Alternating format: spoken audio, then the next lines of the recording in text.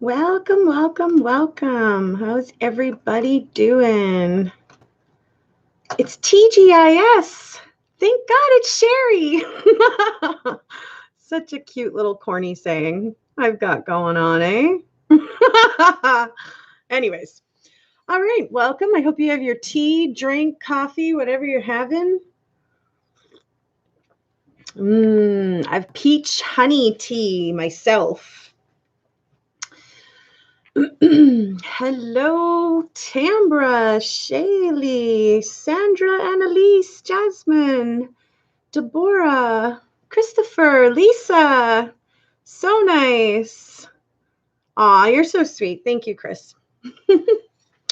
I'm sorry we had a disagreement online with the text thing, but, I kind of felt like you were taking too much time to tell me your name. Regardless, moving right along. Okay, guys, so today we're going to talk about the Chris Watts case and Nicole Kessinger. Hello, Auden. And hello, 3 something. Never mind, I think they left. Don't cry. I look pretty. Last time I saw you were crying.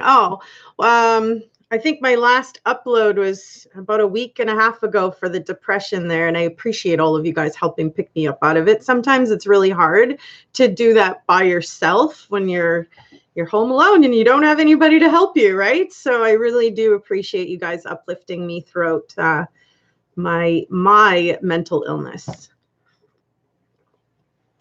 All right, so as we all know, Nicole Kessinger had her very first interview on August 15th. Maybe you weren't aware of that, but it was literally 2 days after the arrest or whatever of Chris Watts. Like they were already on top of her. They had already gone through the GPS. They had already sent the drone over. I mean, they already knew basically everything that he kind of did. They just needed him to say it, right? So, hello, old blue eyes. Karen, Deborah, Tamara. Okay, so now on that first interview, though, you guys, I don't know how many of you are even aware. The officer that was sitting in the vehicle, I believe it's Officer Jones, he states that he is going to do an interview with Nicole Kessinger. This is the interview that you guys heard. If you heard it, it was outside. It was outdoors. You heard the traffic. You heard other things. What you also heard, though, was her already talking to somebody else when this Officer Jones was approaching what seemed to be another officer and Nicole Kessinger talking. And you can clearly hear that on the body cam footage of Officer Jones, because you hear her talking. Basically, he kind of comes up in the middle of the conversation kind of thing after stating in the vehicle that he was going to interview Nicole Kessinger. Now, I don't know if any of you guys thought that he was going to be knocking on a door or going into a room. I know I thought that. I certainly wasn't prepared, or did I think that it was going to happen outdoors, and nor did I think that there was going to be sort of several officers doing that, unless they were arriving at the same time, which didn't really seem to happen. So I don't really know if we got the full conversation with Nicole Kessinger and the Officer Jones interview, the very first one on August 15th. Because that was her first interview.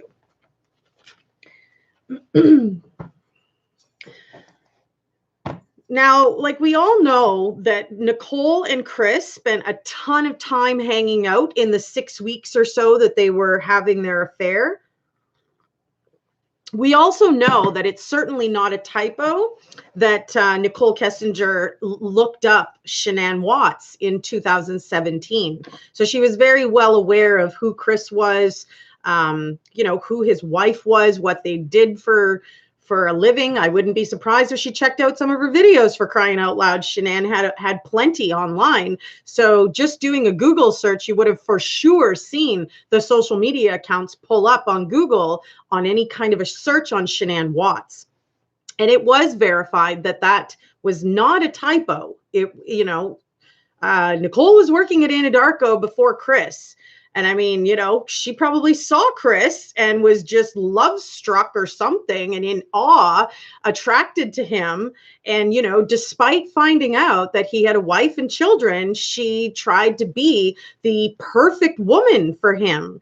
And, you know, she went about, in my opinion, kind of researching him in order to be that perfect partner, right? I don't know if you guys would be able to tell me if you guys can hear this okay or not. I'd like to know.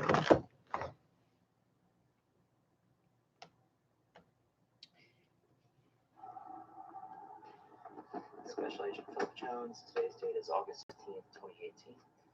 Interviewing Nicole Kessinger with Mark Blair. Did you guys hear that or no?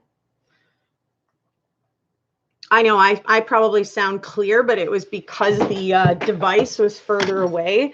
Let me try this and see if it helps. Ugh. Sorry. So sorry. You know me and the technology. Hopefully we'll get it. Sorry, guys.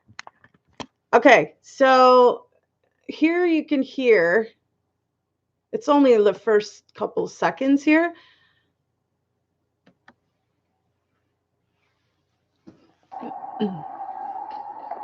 Special Agent Philip Jones. Today's date is August 15th, 2018.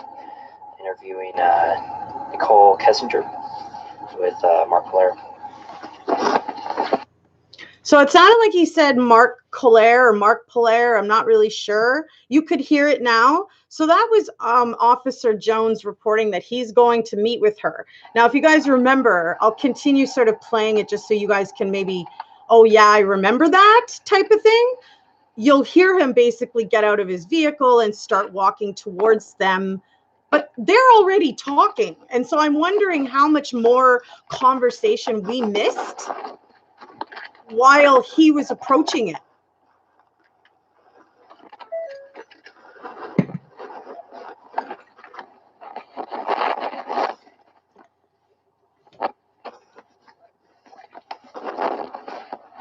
Mark Claire, maybe that's what it is, Yvette.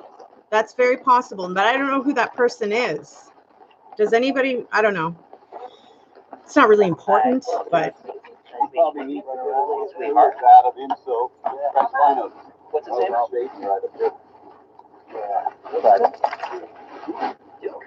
Duke. So that sounds to me like he saw somebody walking on the sidewalk with a dog or with his dog, and he stopped for a second to pet him. What's his name? And then he's moved.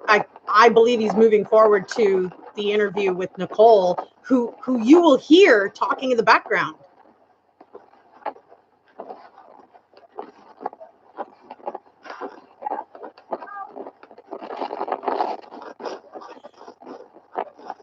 So we actually don't know how much of this conversation we missed.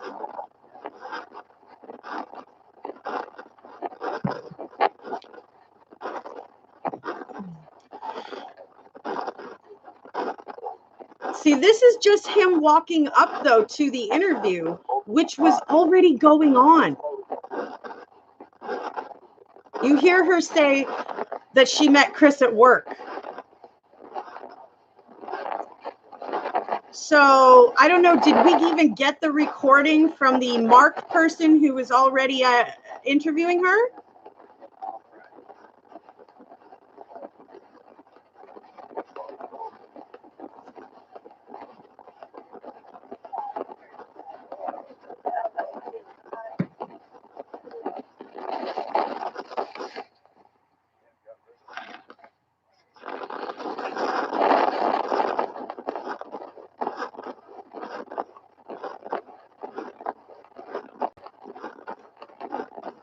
I wish we could just fast forward this, but whatever.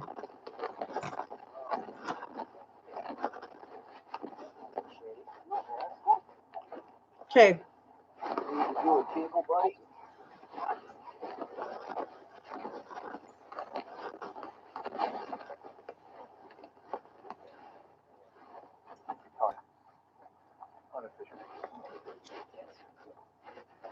I think I just heard him say talking unofficially. Good. That's right. So, whatever you feel comfortable talking about. Well, I met Chris at work. He's not like one of my direct coworkers. He just like works kind of in passing in the same office building as me. So my point being, we don't even know how much of the unofficial conversation never actually made it out to the public. We don't really know what the heck they were even talking about, right? So what we do know, though, is that Nicole spent some time searching up, you know, Chris Watts and his family in 2017, which means she was long thinking about sort of taking over, you know, Shanann's place and scooping up her man kind of thing, right? So I believe that that's what she was doing, was kind of, you know, casing him out in a sense, as though you would sort of case a bank to take it and rob it, you know? Sorry, guys. I know we've got all these questions and I go blah, blah, blah, blah, blah, blah, blah, and then I can't read them and I can't do 6 things all at the same time. So what's the question marks for, Christopher? What he says right there. Yeah, I'm not sure what you meant. Hey, Chica, how you doing, honey? You can't kill a cockroach that hides in your bathtub. What are you talking about, Deborah Hoffer? Oh my goodness. My point being, you guys, is that, you know, we don't even know how much of the conversation that we missed out of that, you know. Not only that, but, you know, Nicole was questioned 4 separate times. But the second time she was questioned with her father, Dwayne, right? He was basically sort of, you know, making sure that the officer wasn't going to be having any accusatory line of questioning toward her. And, you know, he made sure to really run that interview, actually, right? So supposedly they met June 1st, right? And she had seen pictures of Bella and Shanann on Chris's phone. And I mean, she was asking like who they were. And, you know, Chris basically told her that's his wife and kids. And I mean, even Chris stated, right, that she had basically left him alone for a little while. That was his exact words. She left me alone for a little while. But then they started messaging, of course, right? The San Diego trip that, you know, Shanann had, that was between the 22nd and the 26th of June. And I mean, the affair was already going strong right then and there, right? I mean, it had already, all the flirting and everything else that had led up to this moment, now that his wife was gone, sort of gave him that opportunity, that leeway in a sense, if you will. And there he went trotting off to go and you know, abuse his position in a sense, right? So I'm going to be basically going over everything that seems off with this whole thing. And I was thinking to myself the other night laying in bed, you know what? Like, they talked all the time. How do we know that there wasn't some conversations? I mean, she has admittedly said that they communicate via text, call, Skype, and email. So a few of those things are kind of not really necessarily recorded or monitored sometimes, especially if it's not really anything that's pertinent, that needs monitoring, that gets flagged, you know, such as like government hate or something like that. So we don't actually know if there was any type of planning conversations between Chris and Nicole about this whole situation. The fact that she was so wanting Chris to delete every type of communication between them doesn't necessarily add up to the fact that, you know, she is saying that she was pissed off. And that's the reason that she deleted everything before going into the police. That doesn't seem very, you know, honest, in my opinion. What do you guys think? You know?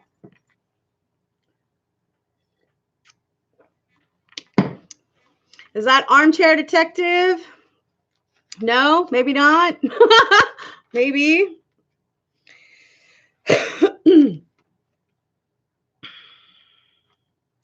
And I mean, let's not forget the fact that Chris was already one to never really be the chaser of relationships. You know, Shanann was the first woman that he actually kind of did that with.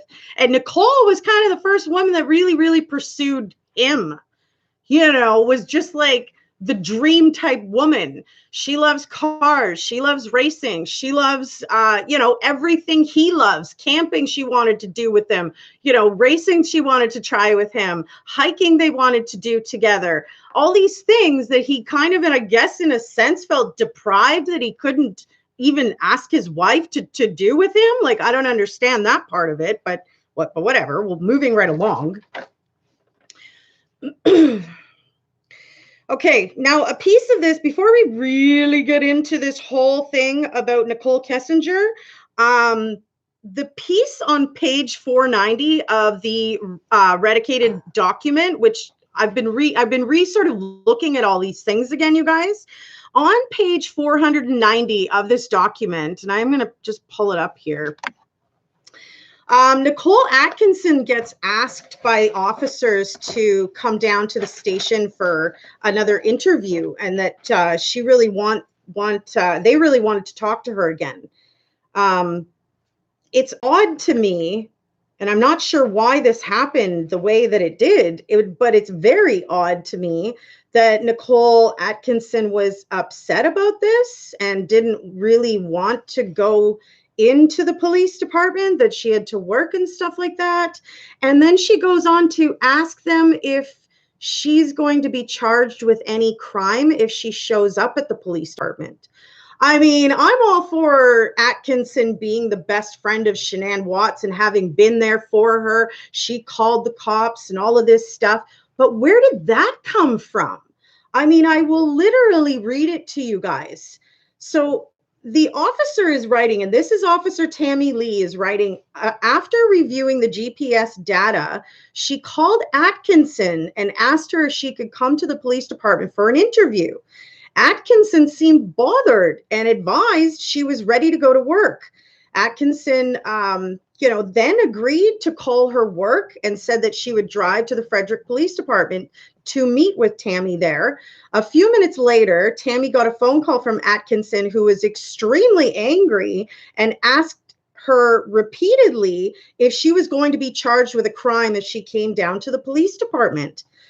Tammy explained to Atkinson that they had learned new information and were just trying to find Shanann and her children.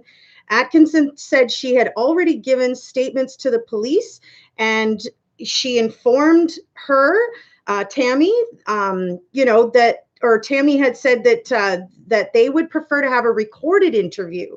At that point, there was a male that started yelling in the background that Atkinson already spoke to the police and would not be coming in. Atkinson stated it was not that she didn't want to help, but that her employer could not find anyone to cover her shift. So Tammy asked Atkinson if she could please speak with her at her place of work, at her employment. And Atkinson explained that she was a certified nursing assistant and where she worked in Boulder, Colorado, and that she stated she would be there until 6 o'clock in the morning and that they could come down at basically any time. But like, my concern is like, where did that come from? Because that's just like kind of a little bit off left field. Like, why would she even be worried that she's going to be charged with something? Did she do something wrong? I'm a little confused as to why, even her family member, whoever the male was, yelling through the phone. She's not coming in. She already talked to you guys. She already gave you a police report. And Atkinson's asking over and over if she's going to be charged with something. So kind of a little bit shocking, to be honest. And I know that I've read this several times. I don't think it really stuck out to me. It's odd how that happens, right? I know it happens to me in my Bible literally all the time, you guys. I've read the thing front to cover, front to back, 4 times, and every time I read it, something different's popping out at me like I'm reading it for the first time. And that's what this feels like. Like I'm almost reading it for the first time, and I'm like, wait a minute, why is this? What was she so worried about? I don't understand. Oh my God, Christopher, what? Seriously.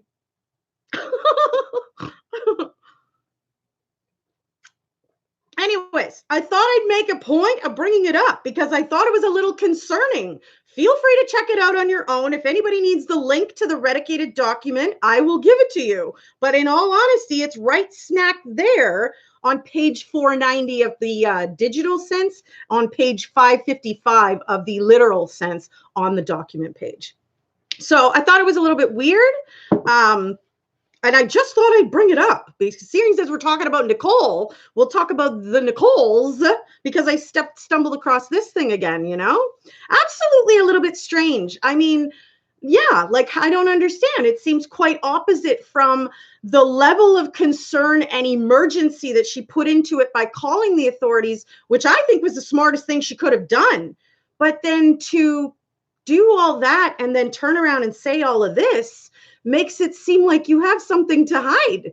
Why are you upset about having to talk to the police, even if it is about the exact same thing again, if Shanann really was your best friend? I don't understand how there could be, you know, some concern as to why or whether she would be charged with what? What is she worried about? That's really weird. And like I said, just having gone through all of this again, it popped out at me and I was like, that's really weird. And I thought, you know what? I'm going to tell the rest of you guys about it. And you guys can go look it up and mull through it your darn selves to see for yourself, you know? So the other thing about Nicole Kessinger and this whole situation, you guys, as I stated, was the secrecy fact that she wanted to make sure she was not talking to a police person, anybody of authority. And I mean, she was questioning Chris to ask him questions only he would know the answer to in order to make sure she was talking to only Chris, which again seems to me like you're you're hiding something. What does it matter if you're talking to the police if you did nothing wrong, right?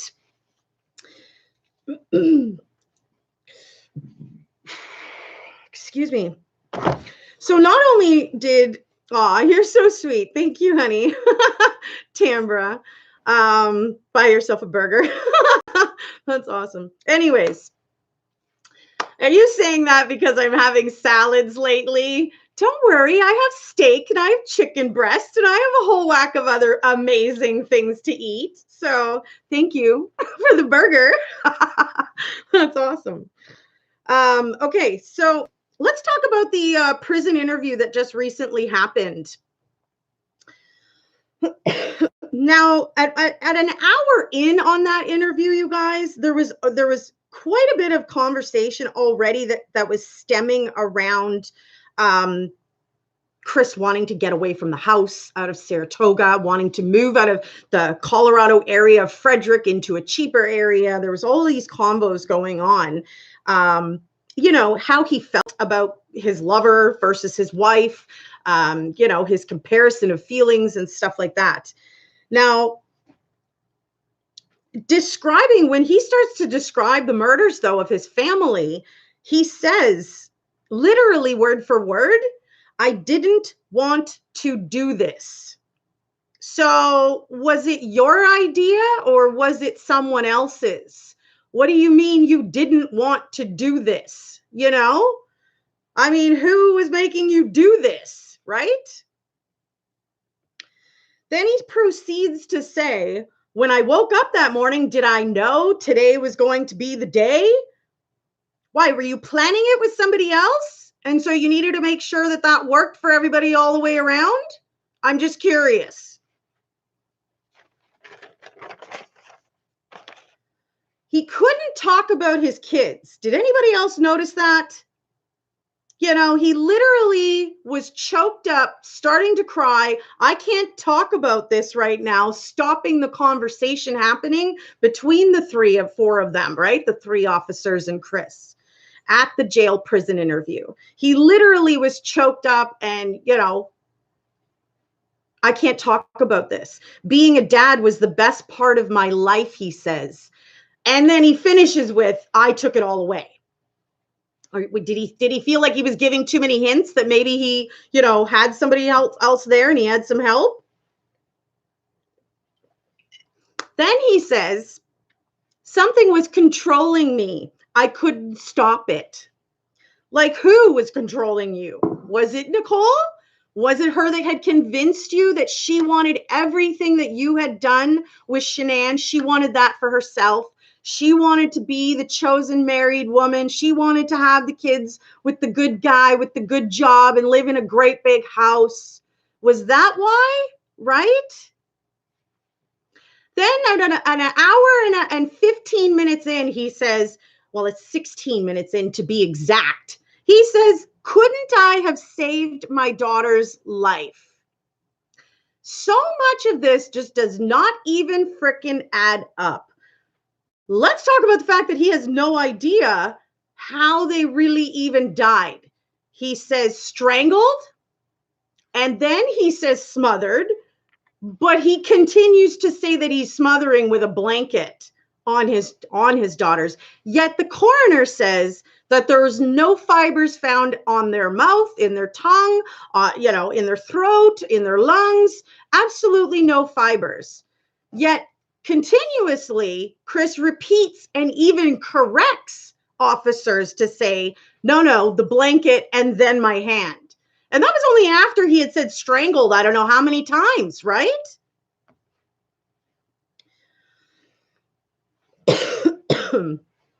Literally at the hour and 16 minutes in, he literally said strangled her. Cece was first, he says to put a blue blankie over the head and strangled her. And then Bella with the blanket again, even when asked without the blanket, Chris corrects the officer and says, no, with the blanket. Like, you obviously weren't the one to completely kill your children, it seems as though, if you don't really know what's going on and how exactly they died. Why is your story all flipping all over the place? Are you covering for someone else? Was there some help that you had? And therefore you don't actually know what exactly happened? Because there's no way, in my opinion, that the coroner is wrong or suddenly missed fibers, no matter that the girls were, evacuated or found in the oil drums, right? I don't think that would have washed away any of the fibers that would have been in their mouth, on their tongue, in their lungs, in the throat. I don't think that's possible. In fact, I think it's more plausible that it would crunch up and it would stay you would really notice it. You would really see it, even though there really wasn't very many or something. So,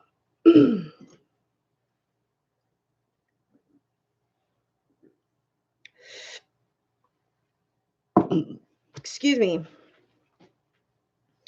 So on August 15th, officers had already found the bodies. I mean, not the bodies, but they certainly had found Shanann's body. They had the cadaver dogs that were already all over the house, alerting to various arguments and commotion that had happened around the home, in the bedroom specifically. And the cadaver dogs also alerted to the basement, you guys. Which I think could have been more or less the grounds where Chris and Nicole were playing. And that's where, whatever, they caught up on some of that. Cadaver dogs are not stupid, right? When the officers did the initial search of the house, you guys, one of the officers completely commented on that smell of chemicals, noticing that the carpet was freshly vacuumed. The house smelled like strong chemicals, making it seem as though there was definitely some cleanup that happened, right?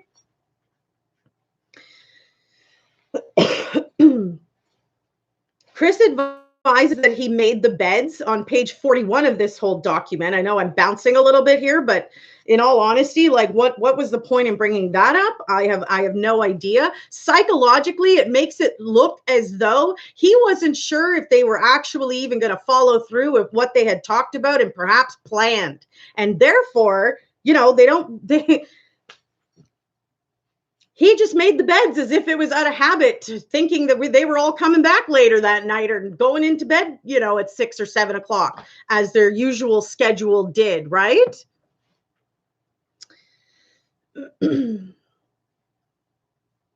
On page 46, I happened to notice that there was a little handwritten note from one of the officers stating that he wanted to get ahead of Nicole for protection from the media. So I should just look up that page right now.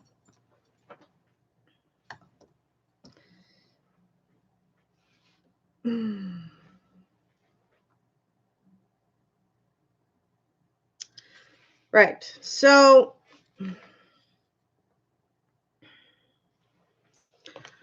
I don't even think that I can successfully turn this around, but it is a handwritten note and it's on page 46. It's on the white portion. There's some yellow sticky notes that are attached on the underneath it. And right above one of those sticky notes with a 782 phone, it's written, you can clearly see it says, get a hold of Nikki protection of media at court hearing. So it seems as though they were trying to almost protect her from day one of all of this stuff, which tells me that they maybe know more than what the friddle we even know. But them not releasing it is creating this frenzy of the public to be like, why don't we have more concrete proof to show she wasn't there or wasn't involved? I don't understand why officials would keep that type of information versus releasing it to show the public that she really didn't have anything to do with it. She was nowhere around there. Chris was already admittedly not sleeping very much, as far as we know. He states that they went to bed and stuff like that. I believe that the argument literally happened after she got home. There was no sleeping. I believe that they just started talking and arguing and things, probably settled down a little bit and then went back into it again. And that's when the fatal argument happened. That's my opinion and belief on it. Chris was admittedly saying that he was just randomly falling asleep, like he would just fall asleep randomly at Nikki Kessinger's place, which was really, really odd. And I mean, both Shanann and Chris were like already in contact with the real estate agent in August, for crying out loud. So, I mean, they were already planning some type of almost a separation. Who knows if they were fully both going to end up in the new house on Saratoga. If you guys remember the story correctly, they were going to downsize and move into a smaller house further up on Saratoga. And that was going to, be less expensive for them to be able to afford and sort of raise the daughters in, right? Raise Bella and Cece. Regardless, it was searched, of course, when the officers had gotten there and stuff like that. But it was interesting that they, my frigil. Interesting that they, were already into this type of separation process. We don't actually know if Chris was going to fully move in there with Shanann and the girls, right? All we know is that they were basically in contact with the real estate agent to get this thing started and going, right? Now, on the night that everything happened, do I believe that they had sex the night before? The night, you mean the night of, like the night that she got home? I'm not sure, and I don't really know how pertinent it really is, to be honest. Maybe they did, and maybe it did start out like that. We won't really ever know that, and I don't think it's really important to the case, to be honest. I think it's, it's more important if there was any help that happened with this case than anything else. I'm just going to grab another tea, though. Hang on.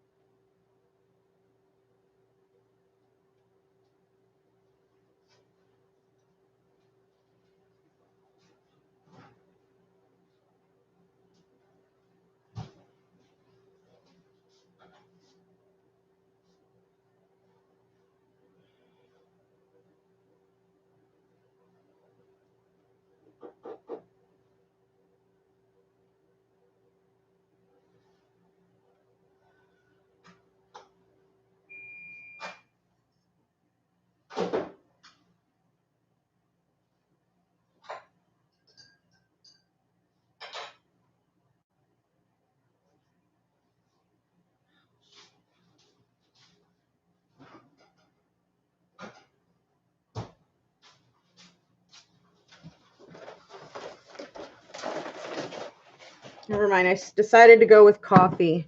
It is getting a little bit warm though. Okay. Okay, where are we at comments wise? I know my mods are all over this. Shh. Thank you, mods. I love you guys. You're great. So yeah, Leslie, if you're still here and you're listening, hun, I don't think it's really super important. Who knows if they made up momentarily and they had a quick, passionate whatever. I mean, she was gone for, well, you know, but he was having sex with Nicole. So I don't know. Like, it just doesn't even almost really matter. You know, it's just like, whatever. Half of what came out of his mouth was all lies anyways. So how do we really even know, you know? Yeah, no. Okay, you agree. You were just wondering. I see your comment lower down there. Lisa, much love. Stacy, I don't care if they had sex. I just want all persons involved to pay the piper. No doubt. That is exactly where I'm at on this. And I'm telling you, when you see a note like this from an officer in the document, such an early page, like 46 was right at the beginning of things. They must have some information that would completely clear Nicole Kessinger. So why it isn't coming out is just beyond me. Like, I will never freaking understand what the point of holding back information that could clear somebody's potential guilt with the public. Like, why wouldn't you want to clear that? It just doesn't even make any sense. I know that there was a lot of people that were annoyed with her voice and whatnot. The thing that I was annoyed with, you know, is just not knowing everything. Like, we hear the officer tell Nicole that he would need to get a warrant to get her GPS coordinates. Yet we don't hear or see anywhere in the rest of the case if there was ever a warrant that was issued or exercised. And we certainly don't see any of the GPS coordinates, not from the Anadarko truck or Nicole. You know, we don't see any of that.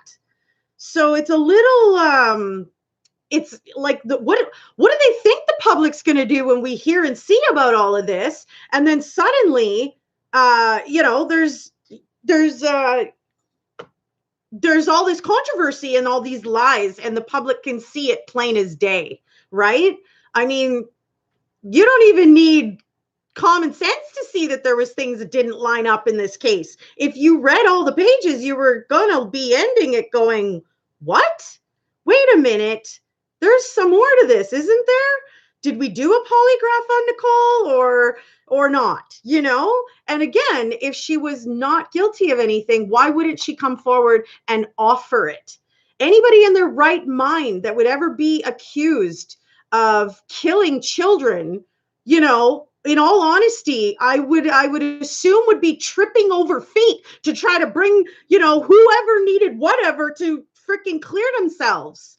I don't see just anybody being like, I'll just hang back. We'll just wait, see what happens. I don't see it. So, I mean, they must have some more information and it's just not all coming out. But I'm hoping that they're watching this and that they're going to come up with some kind of a plan to try to clear her. Especially if they know that she had nothing to do with it. She was nowhere around the house. What are they waiting for? Are they waiting for somebody to find her and hurt her? Meanwhile, she is perhaps innocent and we have no idea? Like, I don't understand what the point of holding it back is. At 4:30 in the morning on the night that this happened, all the doors and everything's going off in the house. The Vivint cameras are going, the sensors are going, the basement door is open, the garage door is open. There's tons of movement all over the house. Do we know if that was just Chris, right? No, we don't. The answer to that is we don't. And that's what's frustrating, is that we're just left to guess at this point. Same Dwards 2701. If you're still listening, there's a lot of people that care. Too many people that care about this.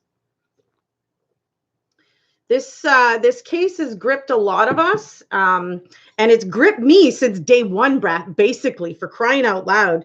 Him, you know, getting on national television stations and pleading for his wife and children. I mean, who didn't hear that and go over to a computer or pick up their phone and go onto social media and look up Shanann Watts? Because I'm pretty sure that anybody who was watching the news that saw that went to their device and was looking up who the heck these people were.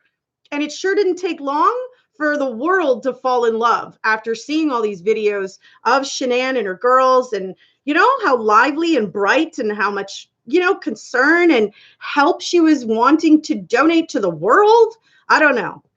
I definitely think there's a lot of people that still care about this, so it's worth talking about. So cops knew about Nikki right before the polygraph, and as I said, 4:30 in the freaking morning, and everything's going off. You know, doors are opening, sensors are going off, cameras are going off, and there's tons of foot traffic going on in the house. From who, right? We will probably never see the vivid footage of what all happened, right? Again, officers have seen that. So if they have some type of proof that they are able to edit it out and show us that Nicole really wasn't there or something, I think the GPS coordinates would be sufficient personally, because it would really show whereabouts she was. And that could be based off of her phone, I was thinking, versus her vehicle. But the fact that she had deleted everything before going into the officers to even talk to them, the fact that she was so paranoid to make sure that she was only talking to Chris during all of this going down, the very beginning of the investigation, the 13th and the 14th and the 15th, right? You know, she's like covering her ass, trying to ask him questions only he's going to know, to make sure that she's only talking to him, which makes it look like she's guilty of something. What is she so concerned for? You know, it's odd too, like the Watts family knew about Nicole. You know, I'm not surprised that they didn't say anything, obviously. They didn't even like Shanann, right? So, I mean, of course they're not going to say anything. But Chris had actually told his family about his lover, right? And he had also told his best friend, you know, when Shanann was going to her San Diego trip, she had told Mark Jameson, he just didn't tell him all the details, that they were sleeping together and whatever. If you are looking for verification on Nikki Kessinger's mental illnesses, go to the prison interview at 2 hours, 15 minutes in. That's the timestamp, and you will hear how Nicole Kessinger is bipolar, gets worked up about silly things, and you'll also hear about the July 4th sleepover that Chris Watts had over at Nicole's, where Shanann was trying to call him at like 7 in the morning to get him to talk with the girls before getting them off to, you know, their play dates or whatever they were doing, right? She's calling and can't get a hold of him and can't figure out where the hell he is and why he isn't answering the phone to her. Meanwhile, he's, you know, flipping over feet and trying to get out the door from Nicole Kessinger's just to answer the phone, you know, to lie to his wife about where he was. And it was on that day, you guys, literally like a month into their affair, supposedly, that Nikki supposedly realized that she was always going to be second place to the situation that she was in with him. So did she have any more involvement? Was she upset about that? Was she, you know, so, you know, mentally illness stuck that she perhaps helped plan out this heinous thing, or at least brought the subject up? Let's not forget she was the one to bring up the Battery song. So basically planting a little bit of a seed into Chris Watts's mind about that song, but kind of passively aggressively, you know, pushing it off as though she just wanted to know his opinion of what the song really meant. You know, she just wanted to know what it meant. So could he listen to it and share his thoughts with her? You know, basically planting the seed, in my opinion. Oh, you guys are complimenting my makeup. You're so cute.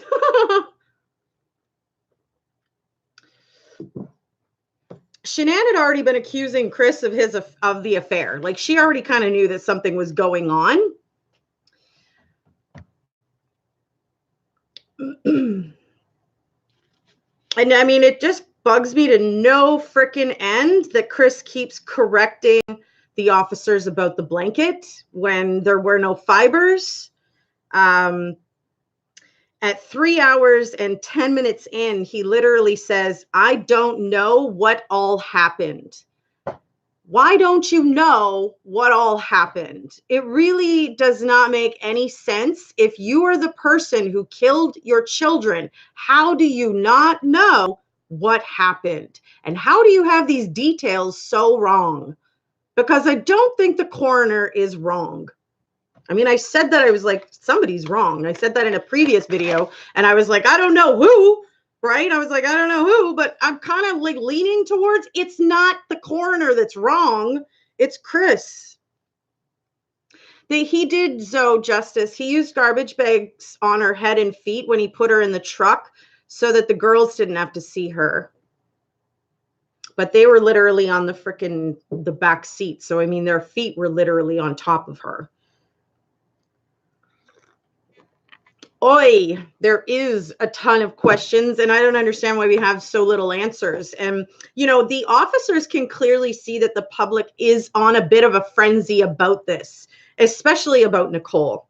So it really just is a little confusing to me why nobody's come out with a little bit more info to clear her, because it seems to me that they seriously have more information than what was disclosed to the public. And I mean, fittingly, right? They are the people in charge of this case, whatever. They did the full investigation and they did it well.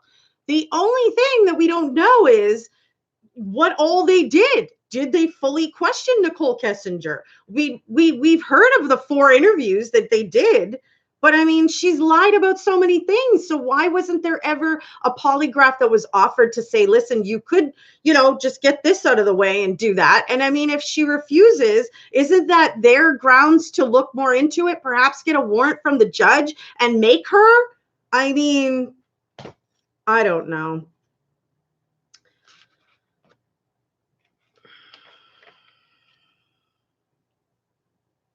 One of the biggest confusing parts in the prison interview, you guys, is at the 3 hours, 23 minutes in, where they're talking about the bloodshot eyes. And, you know, they're specifically talking about, Shanann's bloodshot eyes in this conversation, but yet, and here's what it says, but yet, right? Chris says, I didn't notice anything else marks-wise other than the bloodshot eyes you were talking about. Now, at no part in the 5-hour prison interview, you guys, that was released to the public, was there any discussion about bloodshot eyes. We did hear a little bit about Bella's bloodshot eyes. But to me, that this piece right here makes it seem as though there's more to the interview that we didn't even get to hear, that was not released to the public. That's what I believe. And you can hear Graham agree with Chris saying, you know, didn't you watch the video? And you hear, and I'm assuming he's meaning Vivint video, folks. He says, yeah. And that was, you know, Mr. Graham. I don't think we know all the truth, but I mean, here, that's the thing about it, is that if the officers have the more information to be able to clear this woman, you would think that Nicole would be very interested in having them come forward with that, you know, to clear her.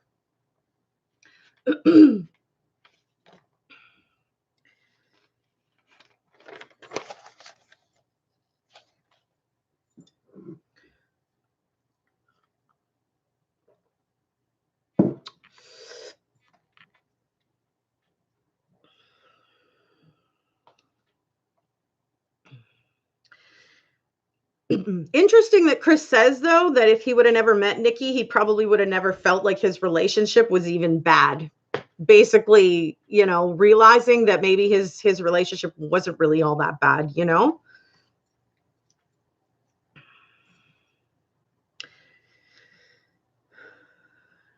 He texted with Nikki with the work phone until Shanann went to North Carolina. And then Nikki had told him about the secret calculator app that he downloaded, and he was able to keep personal, private photos for himself of her, right? And Nikki even had a chance from her friend Charlotte, who had done some digging after hearing about Chris from Nikki. She found out that he was married, and she tried to warn and talk to her friend about it. And Nikki just kind of brushed it off like, whatever. Seems to me, though, that she was planning this from a very long time prior to actually making contact with Chris Watts. I believe that that very first contact started via email. And that was based off of an email that was generated for the mass employee amount that he ended up replying just to her on. And, he, I guess, was very polite, and she took it a step further, and, and at that point they started their communication contact.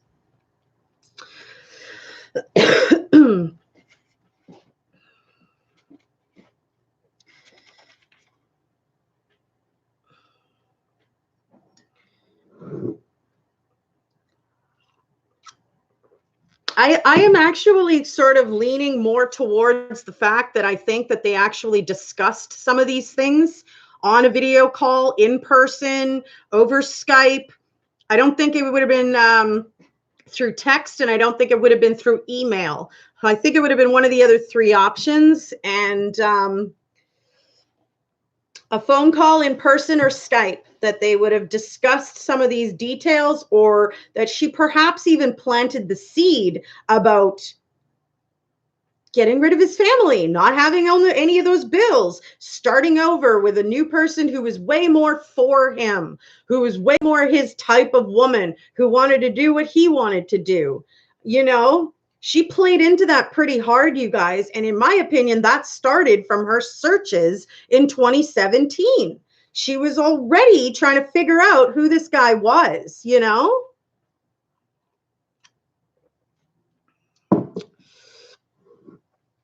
I'm just going to hold my coffee, actually. See, this is a great part about talking about these things together, is that we can grab different perspectives or thoughts and share them with each other, And like, if I was Nicole, I got to say, man, I would be in contact with the officers, and we all know that she is, because, I mean, in the prison interview, the officers asked Chris if he wanted them to tell Nicole anything, right? And he was, he was basically saying no. But my point is that they are still in contact with her. So why she isn't asking them to start pulling out the, whatever they use to clear her kind of thing, and show the public that already, and get, get her ass off the hot seat kind of thing, right? The Nico name, I believe, is just chance, you guys, and I believe that it comes from her friend that has a son named Nicholas, and she has a best friend named Nikki, which was Atkinson. I think that they just happen to agree on that name, but I'm not Inspector Gadget. You're so funny. I wish I had an arm like that, though. That's funny. If NK is innocent, they need to clear her name. Exactly. If she didn't have anything to do with this, I can't imagine what life must be for her. Exactly. I mean, the whole public world is making it impossible for her to forget about this. There's no way that it's just going to get dropped and forgotten about, and people are just going to move on. I don't see it happening. Look there are channels that are literally still going through all of the evidence. And they were only collecting evidence for like a month and a half before he guilty plead and sentenced. Done. Game over. No appeals. Whoever the heck's talking about appeals in the world, you guys, that's not going to happen. There is no appealing. Nothing. There's no grounds for appeal. He already had his rights said to him by the judge, and he was verifying that he knew what he was doing when he was pleading guilty to get sentenced. So don't just believe all the hype that you get thrown at you. It's not true. There will be no appeal of any sort, anytime. It's done. The only other thing that could possibly come out is that somebody else was involved and they will be held accountable or whatever, you know? But there's no appeals. That's long done and gone. It's not going to happen. His chances for that would have been before, you know, or like before he was sentenced. Like seriously. And the fact that I have some knowledge on the legal area, you guys, is what gives me that knowledge. So there is no appeal that he could take at all right now. Unless there's some stupid ass loophole that I don't know about. That's the only way. But I don't think so. Oh, yeah. Shanann definitely suspected an affair. She was accusing him back in...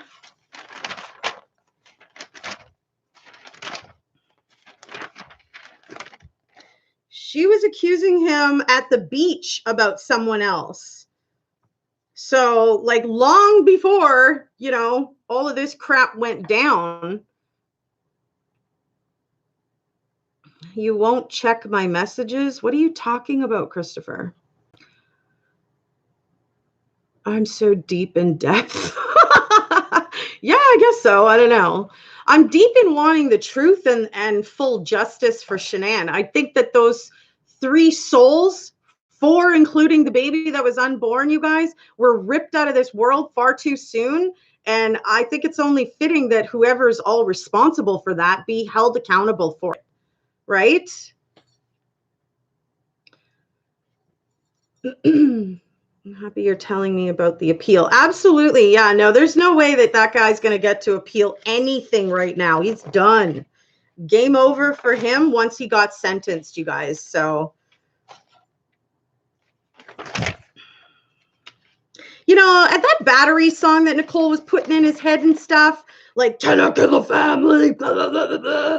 Like, come on. Like, it was just like, all you could really even almost take out of the phrases was "kill the family, kill the family, kill the family." I mean, that's probably all he heard. And I mean, eventually he just did it. How many times did he search that song before the day that he was dumping the bodies, right?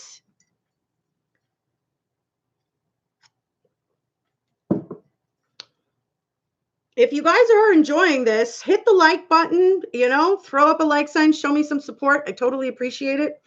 If you're new, hit the subscribe button and come back and join us regularly.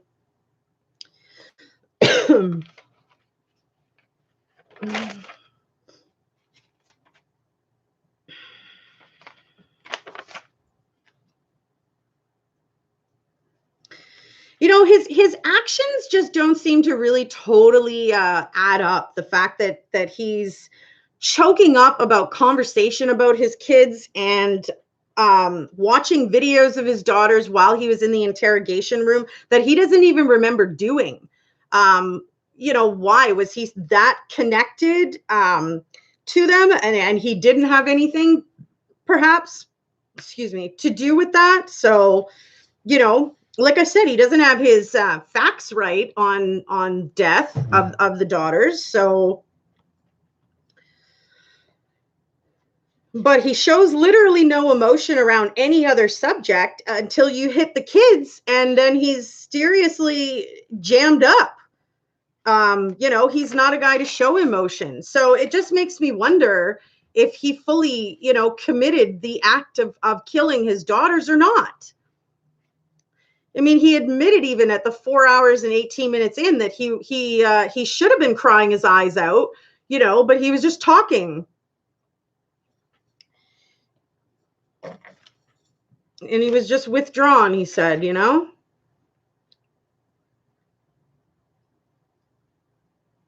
Christopher's heading out. Good night, smarty paints. You mean smarty pants? Yeah, right.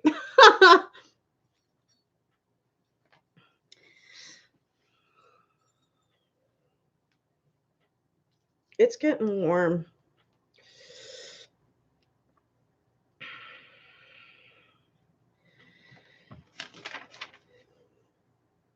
One of my most favorite parts of this whole case, you guys, was probably when Frankie Sr. said it's better to have 1 foot out of hell facing heaven than to have 1 foot out of heaven facing hell. Honestly, that was probably one of my favorite parts of this case.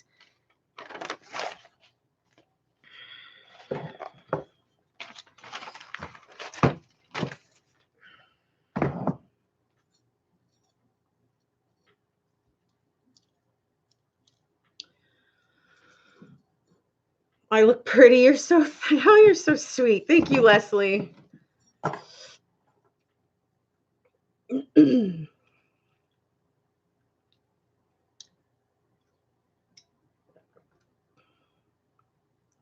But not so honorable to show up at the police department completely empty-handed. Nothing on the phone, you know, nothing other than word of mouth, and then can't even remember details of where she was and what she was doing on the 13th and or 12th and 13th. She literally, Nicole, waited until Tuesday. She was questioned on Wednesday because this went down on Monday. She was questioned on Wednesday and didn't get back to the officers until like Thursday or Tuesday the next week for more information as to her whereabouts. Where's that calendar? I knew I pulled it up somewhere. Is it Google? No.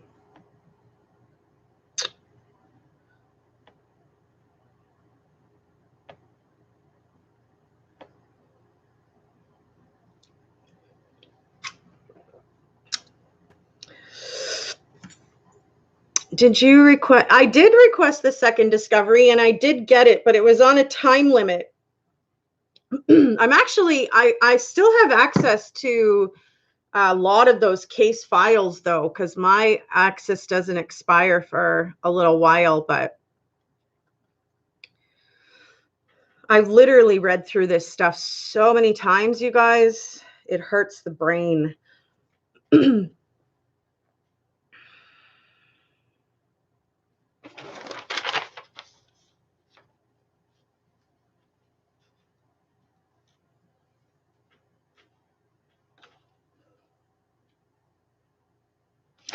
Definitely some unanswered questions, you know. It was really, really nice of Atkinson to call the police and to really help out with the investigation or whatever, but her panic and wondering if she was going to get charged with something just to go back in for more of, you know, filling them in on Shanann Watts and her life and stuff is really confusing. Like when you do those kinds of things, it almost makes you look like you're guilty of something. Why would you be worried like that? I don't understand, you know? So if any of you guys want to read what I'm talking about Nicole Atkinson, you have to go to page 490, which is the digital page number of the 1,960 page document. If you go to page 490, you will see Tammy Lee's entry on her discussion with Atkinson. Yeah, I thought it was a little bit weird though, Zoe, Justice.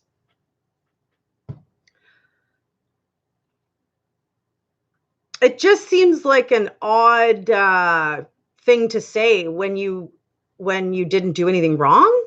Why would you get arrested? Why would you be worried about getting arrested? No, yeah, but we're Mr. Yeshimala. We are talking about Nicole Atkinson on page 490, which is the like on the literary page, it's page 555 on the document, but it's actually page 490 digitally. I was quite shocked to read that. You know, she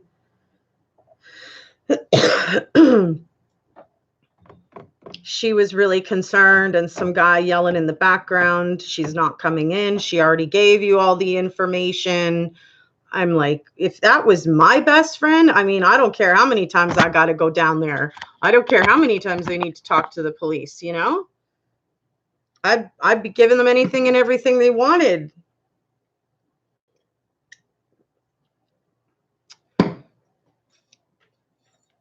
And I mean, what else is really weird too is that, they were kind of lying. They were straight up lying, actually. They were doing a video. Shanann Watts was doing a video on the rooftop in celebration of Nicole Atkinson reaching her 12K and that she had quit her job a year ago, blah, blah, blah. Meanwhile, we hear that she was still working the whole time.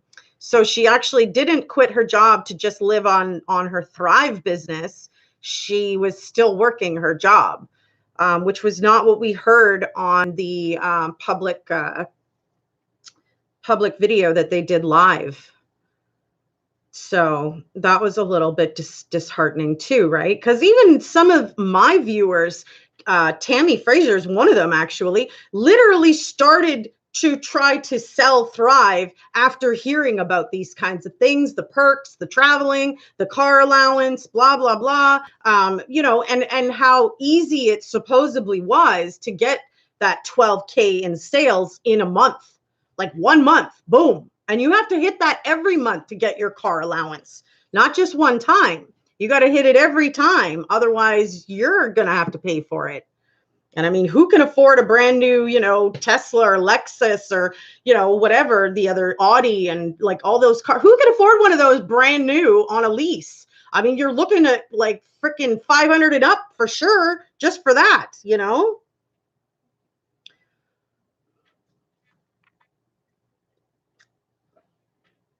I'm kind of glad that got pointed out, to be honest.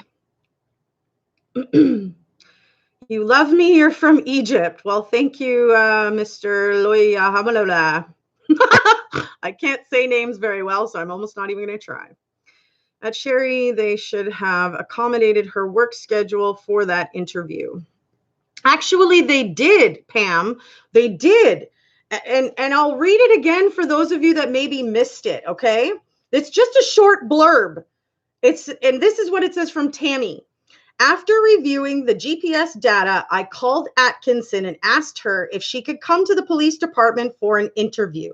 Atkins seemed bothered and advised she was getting ready for work.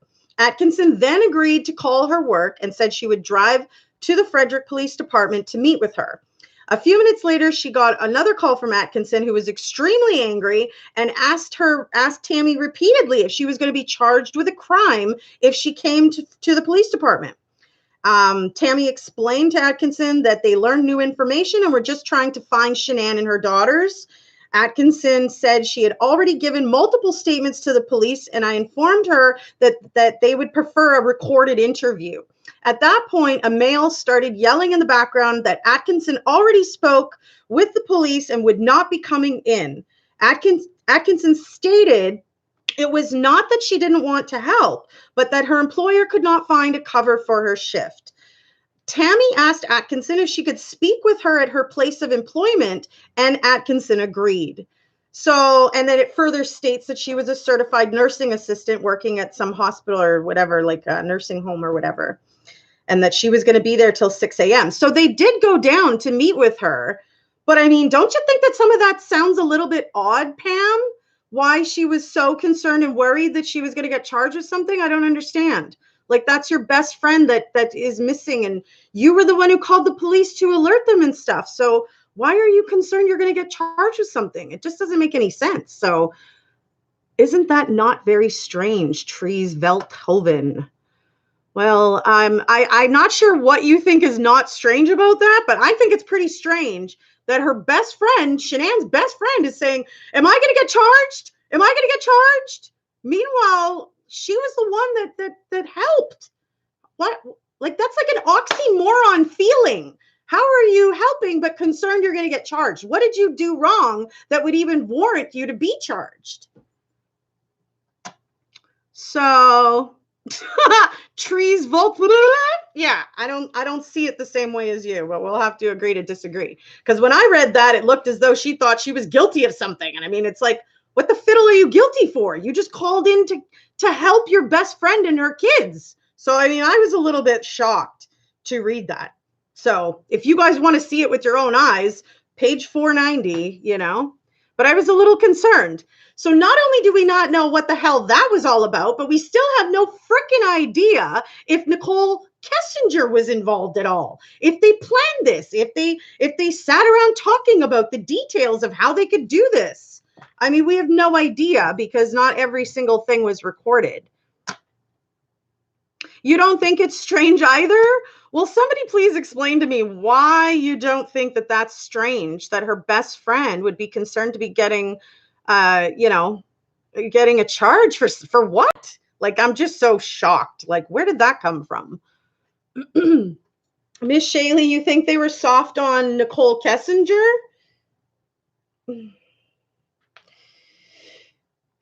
Nicole Atkinson might be fed up because police don't charge Nicole Kessinger. Also, she's pregnant and hormonal. Well, maybe, perhaps that could be very true. Perhaps you're right about that, Maureen. You don't think it's too strange? Cops do crazy shit, Pug Mama says. So are you guys trying to say that she was concerned that bringing herself into the police to help on her best friend's missing, they would have charged her with her best friend's missingness and all that? That they would have held her responsible for it? Is that what you're saying that she was thinking? That she's just going to get done wrong, done dirty, or what? Like, well, Miss Shaley, if you would like the link to go and read it yourself, I will send it to you, because like I was shocked as myself to read it all. The answer is in 2 parts, Pam says. I don't have the Discovery. Where can I go to read it? Alice, if you send me, do I have your email, girl? If I have your email, I could just send it to you. So you guys are basically saying that you think that Nicole Atkinson was worried about the police being dirty and charging her for it? Is that what you're saying? That's what you think, Leslie? It is strange that she thought that she'd be charged, Pam says, but in the beginning they wanted her to come in then.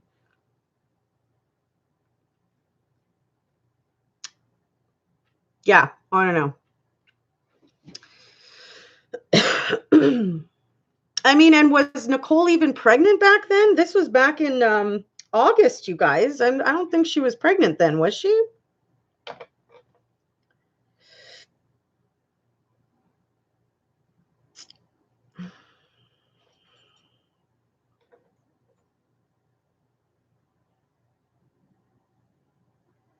That's pretty cool, though, that the Anadarko GPS coordinates, I do see some of those here, actually.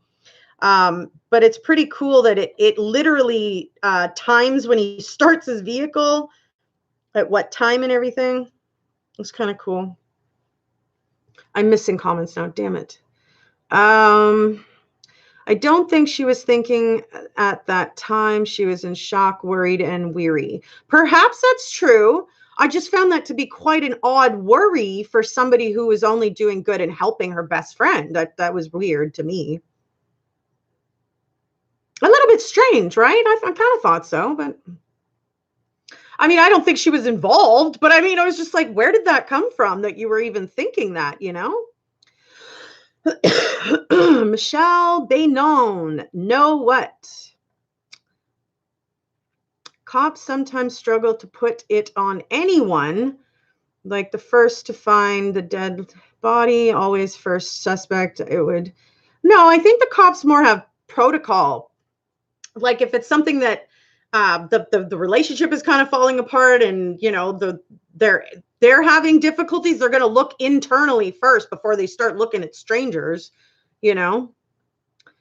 Mr. says, well, it's like this. She was there, helped expose and catch Chris Watts, and she gave an interview already and talked to the cops a ton then. So yeah, why they need keep on her. Well, apparently Tammy said that they wanted to get a recording interview with her. I guess they had only done paper, perhaps. I don't know, where they point form, wrote stuff down and then fill it in after. I'm not sure how they would have done the first one, you know?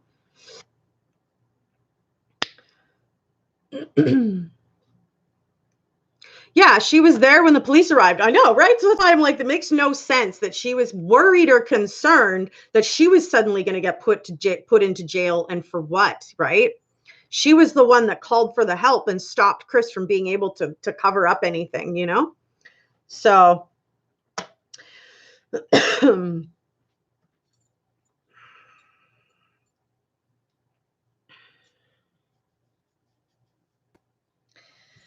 I don't know if we're ever going to get any more information or anything about Nicole Kessinger, you guys. Yeah, I don't think she was pregnant back in August when all this was going down. Yeah, Miss Shaylee, I can send it to you. Alice, if I've got your email, I can shoot it off to you too.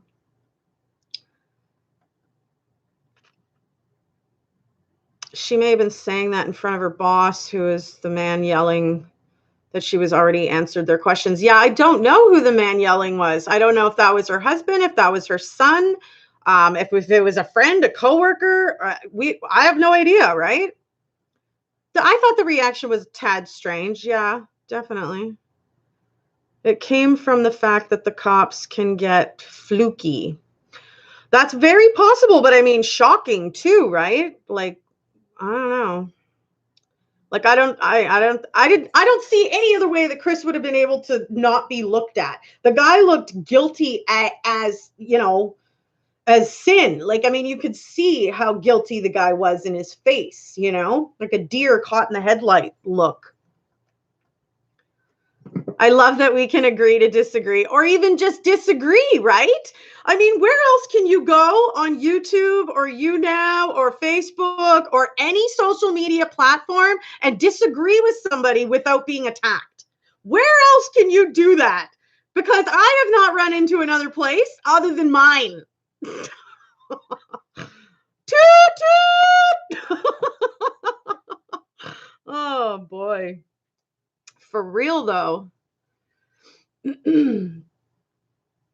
But yeah, Nicole Kessinger, I mean, she just looks guilty, guilty, guilty. And the longer that the police wait to hold off all of this stuff about her, the more guilty she looks. I mean, there's just no other way of looking at it, kind of thing. We don't have anything else to look at in order to sort of exonerate her or, you know, not hold her accountable. They have it all. And if they don't release it to us, well, like, what the fiddle can we do?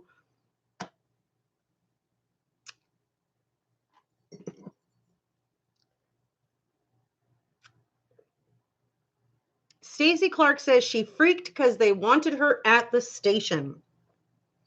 You mean at the nursing home?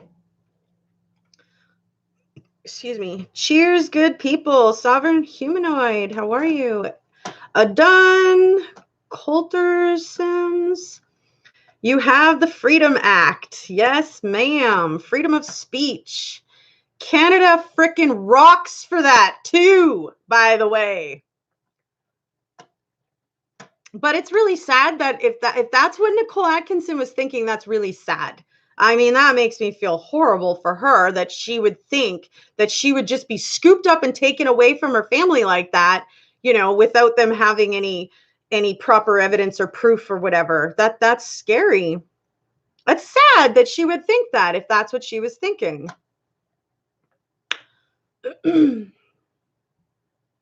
Yeah. Yeah, I know. The TV monitor at Nate's house was quite the topic, wasn't it? Hello, I am human, I think. Yes, we are talking about the Watts case, Undone H. More or less wondering if there was anyone else that was involved in planning this, because Chris Watts does not seem to know how the hell his daughters died. They did not die by strangulation, and they did not die with a blanket over their face, because there was no fibers found in their mouth, their throat, their tongue, their lungs, nothing, nada. But yet Chris Watts keeps correcting the officers and telling them, no, I used a blanket and then my hand. So, like, I can't say it enough, but when the details don't add up, something is amiss.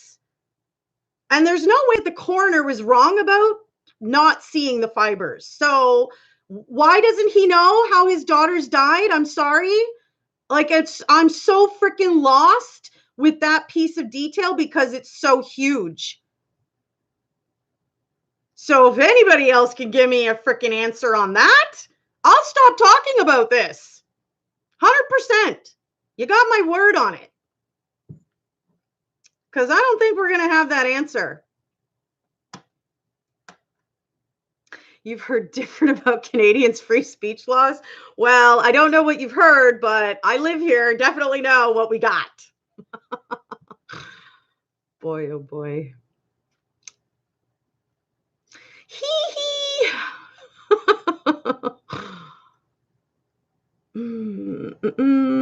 The thought of pin a crime. That's sad, though, if that's what she was thinking.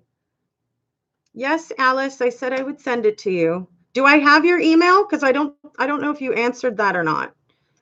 If I have it, which I can't remember, I email so many people, you guys. If I have it, yeah. He doesn't have it in him to do all of this alone, and he seems really choked up about it all.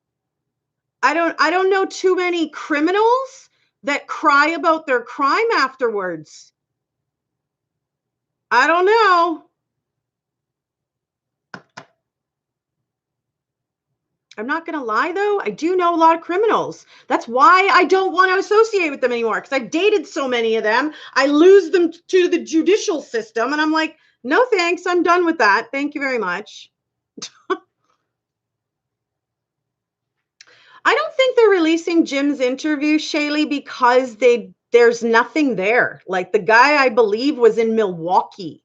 He was nowhere near Frederick, and I don't think he had any knowledge on any of this. So to release his interview only to have the public have his information would at that point create for people to be kind of coming after him and questioning him and wanting to talk to him. And I'm sure that if he literally had nothing to freaking do with this, he doesn't want that. So why would they release that, you know? Because everything else that was released, we saw hidden details about addresses, phone numbers. We heard it, we read it. I mean, it was all over the place for all the people that were involved in giving information.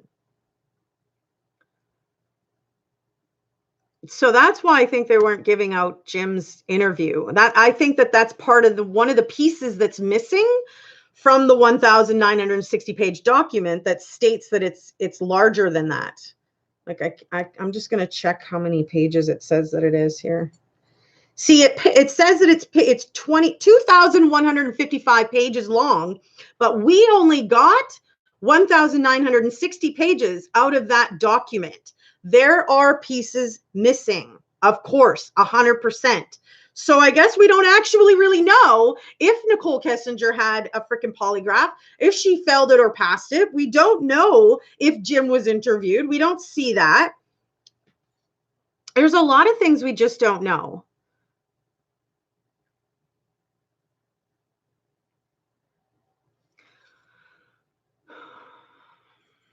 Miss Sherry, my eyes look amazing. Well, thank you. You're so sweet. Seriously. Seems he didn't know the details about how his girls died. That's what I'm saying, Michelle. That's exactly what I'm saying. What's the only thing that makes sense, Zoe? No fibers, no strangulation marks. No, they weren't strangled. They were manually smothered, apparently, from the coroner's, autopsy report, guys.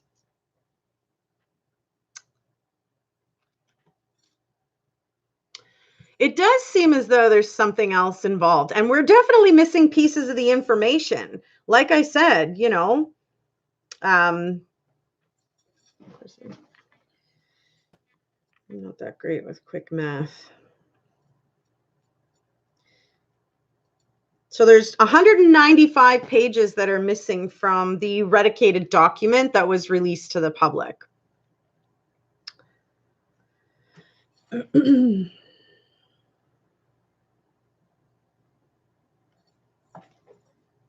Somebody knows. Yeah, exactly.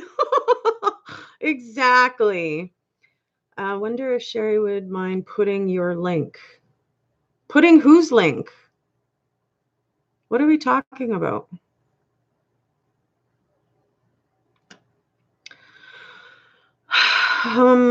Chris Watts hasn't cried over the babies, not the murder. He's a cold-blooded killer without conscience, without remorse, no fibers in the lungs. The no fibers in the lungs tells me he didn't know how those girls died. Why is he saying that he used a blanket over their face before putting his hand on their face if there's no fibers? It doesn't make any freaking sense. You don't even need to be a smart person to see that doesn't even add up.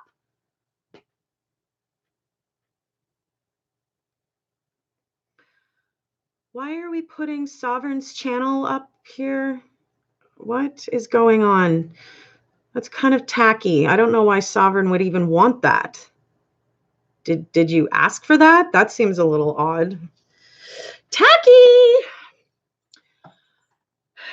Anyways.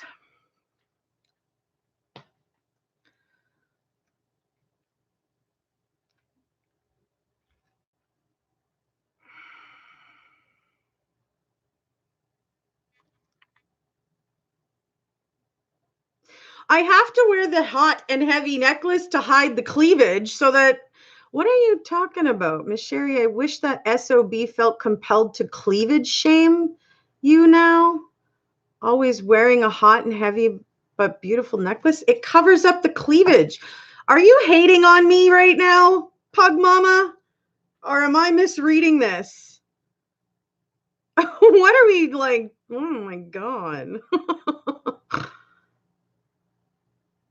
Yeah, well, how did the conversation come up to have your link put up? That's what I'm curious about. Like when you read about YouTube etiquette, it certainly tells you not to go and put your links up on other people's pages during their live feeds and stuff. It's tacky. You want to just go and comment on their feed to get noticed. Basically being, include yourself in the conversation. So that was weird. But no, yeah, I cover the cleavage because somebody freaking commented about how I cry one night and then I come on my live and I'm showing like TNA basically. Like I'm just like cleavage all over the freaking screen. And I'm like, would you shut up? Get lost. I'm not that kind of person, and that's why I don't wear things like that. So yeah, I guess sometimes if I lean forward, you might see it, right? But for that woman to say that was just completely rude. Like, Jesus Rice, for real. You're fully aware of the etiquette, right? Sovereign, anybody who's a creator knows about the YouTube etiquette, unless you just didn't do any of the courses or the classes on the YouTube channel, right? So who's jealous of the cleavage? Jeez. No, I definitely did not. That's not what I'm trying to portray here. And I was very offended when I saw somebody say something like that. And I was like, seriously, that's what people think? Like, hell no. I like to look nice. I like to dress up and make myself look pretty. And sometimes there are some lower cuts, but I'll be damned if I'm going to let anyone talk smack about me like that. Sheesh. You don't take the lump. Oh, well, it's all right. Yeah, I don't know where it came from, but. And like I was trying to ask what you guys were talking about before the link ever went up, but nobody answered me. The link went up. Like, I'd really love it if we talked back and forth if I ask you guys something, but sheesh. No, it's probably not his fault, but I mean, like I wish you would have answered me and said, oh, I want to put somebody's link up and waited for the response, because you would have heard me say, no, let's not do that, but whatever. Why be uncomfortable? Just show them. Well, no, that's not the point here. I'm not coming on YouTube to show off my freaking cleavage. That's not the point at all. It's just, and it was really, really offensive that somebody thought that about me. So I definitely wanted to eradicate that. Frick, I'm going to let anybody talk smack about me. I don't think so. Yeah, moving right along. Exactly. Why are you not answering in order? Okay, Mr. Singh, things go a little bit quickly sometimes. And then I start talking about something and I'm no longer reading. Because if I read and talk, I'm not going to say what I'm trying to say. I'm going to screw it up, right? Let's face it. Trying to retain your train of thought, read something and talk at the same time, all three things at the same time. I mean, show me somebody who's able to do that. and then I'll try to train myself to be better. But I don't even think it's possible. And I think I do one hell of a good job at juggling, but I do miss people's comments. So, you know, just give me a heads up and say, hey, can you scroll up? And I'll go check what the heck you wrote and I'll answer. I'm sorry that your government person lost for, is that all you wanted an answer to? Because that has nothing to do with what we're talking about. What is with the rude people today? Oh my God. Seriously. Like fiddle. I need a freaking coffee for this. Hang on. Oh my God.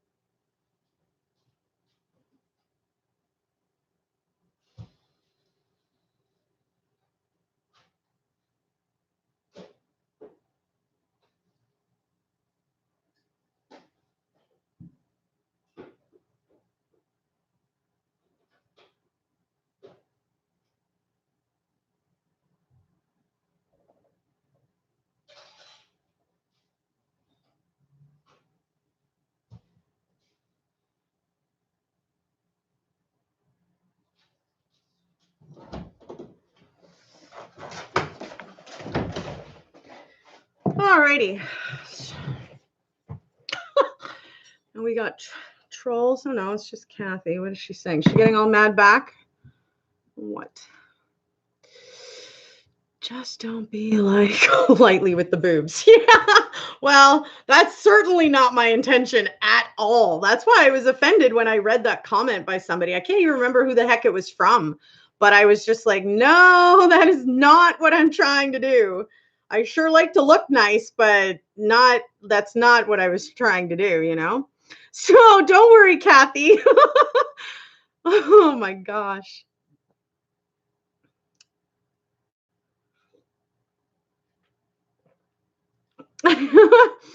Yeah, no, not my point at all. Definitely not.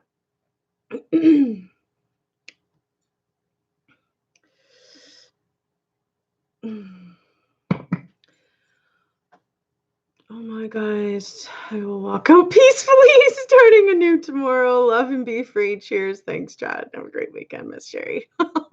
Okay, Sovereign, much love. And then Mr. Singh.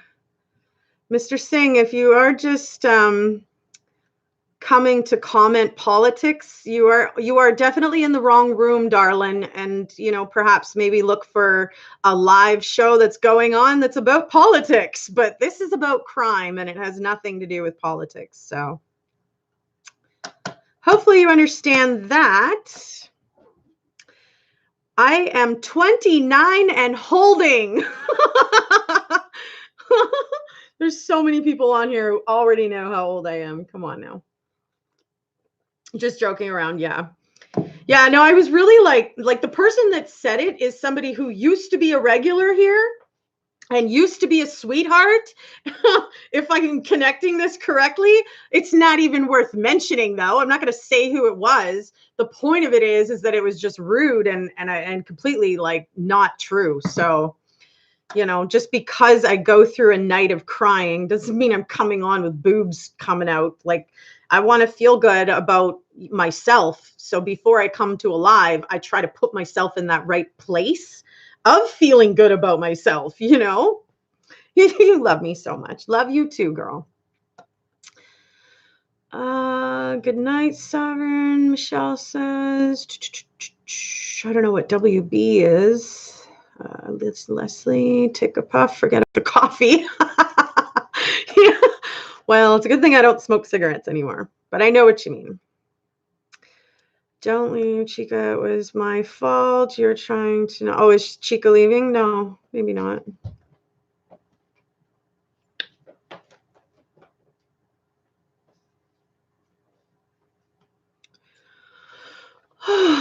Yeah, we're gonna make sure that nobody gets the wrong impression like that again. When I hear stuff like that, I correct it right quick because that's not the kind of person that I'm being.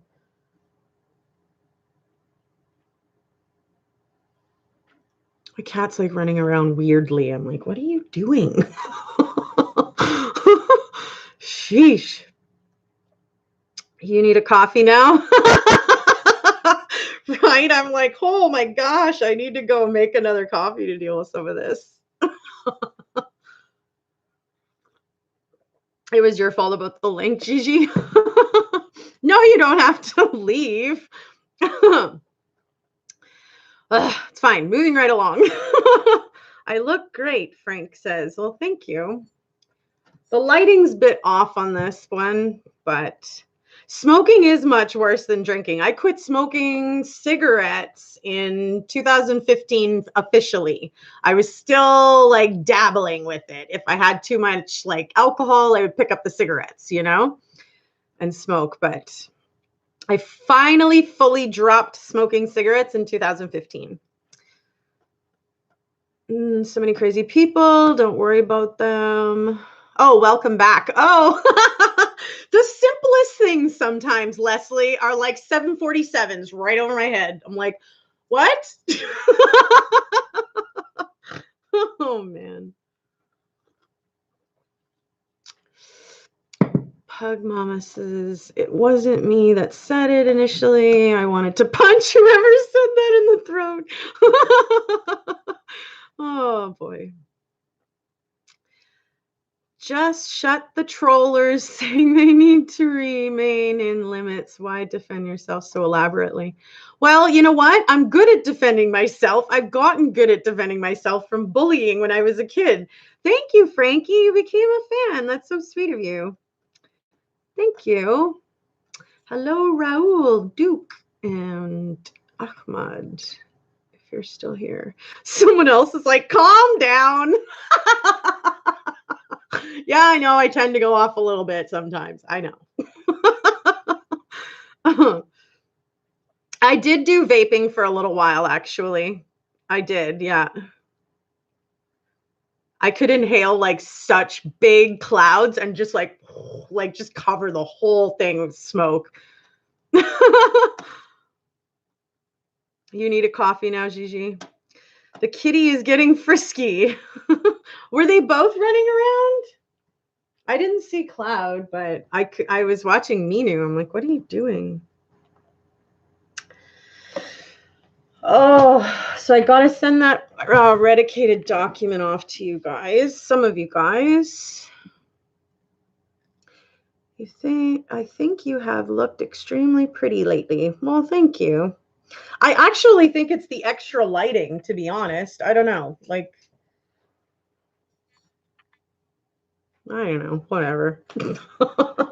I try to open up the corner over here so it's not so dark. So.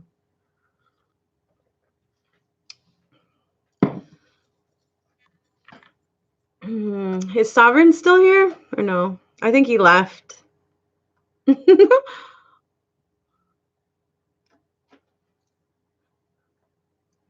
You don't smoke anything with a filter. Yeah. Well, sometimes I sometimes roll like, my dry product with a filter out of paper or whatever.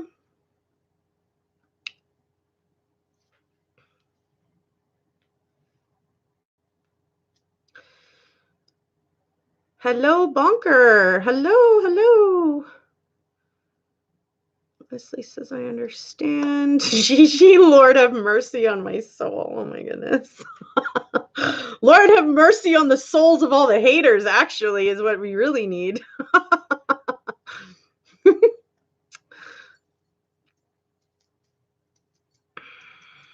Laugh my butt off. Did you fight with boys in school during childhood?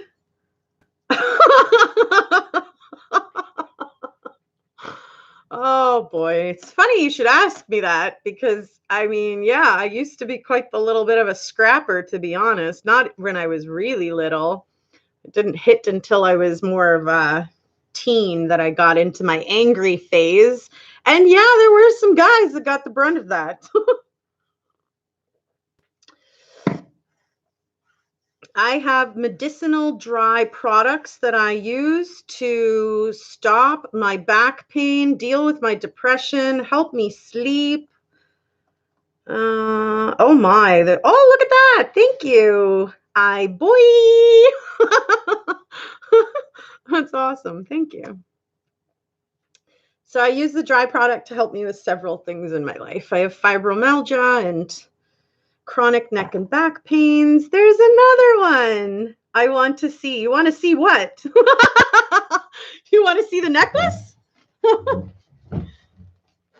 outfit? I don't know. Aw, thank you. You're so sweet. I guess it is a little bit of up close and personal. Wasn't things so much easier health-wise when at school? Yeah, no doubt. Yeah. Well, I don't think we knew about a lot of stuff yet then, though. I blocked what message? You may have blocked it from you, but everybody else can still see the message. Shady. My makeup, clothes, and jewelry. You're so lovely. Do you write books on crime too? I think I might actually start something, to be honest, and just send the copies off to publicists of interest and see if anybody's interested in publicizing something. Nothing to do with the Watts case, obviously, but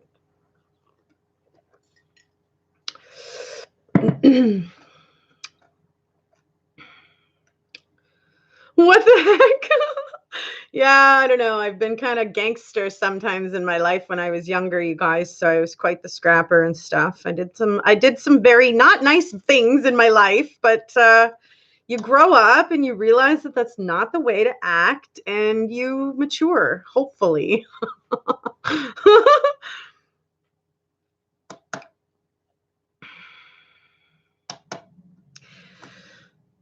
Yeah, it's not really a relevant question, but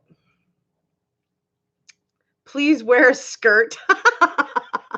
Oh boy. Maybe on my next live. I do lives every Tuesday and Saturday. Today just happened to be a special live that we do, what we did for Chris Watts and the Nicole Kessinger and that case. So I think you mean cute. Highbrow questions here on. Hello, Ellen. How are you, honey?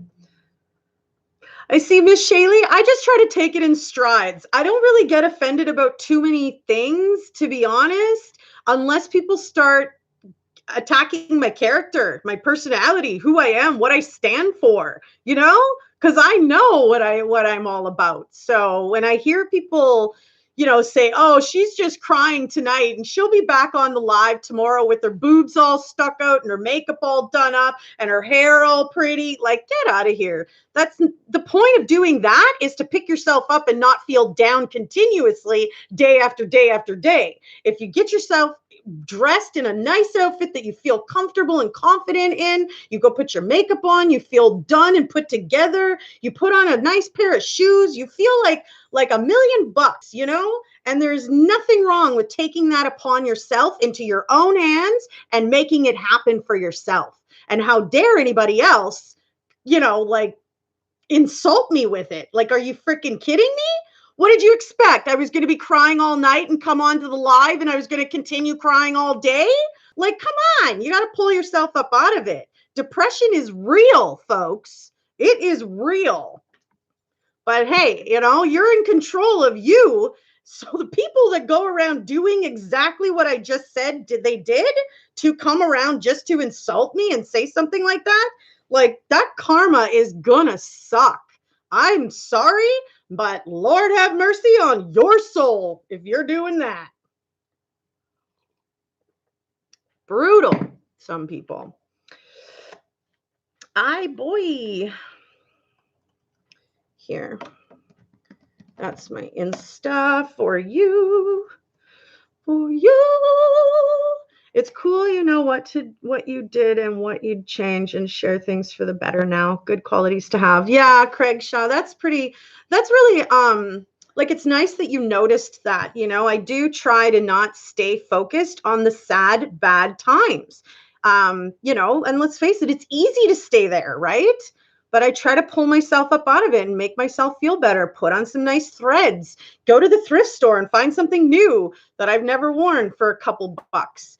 Guess how much this shirt was, by the way?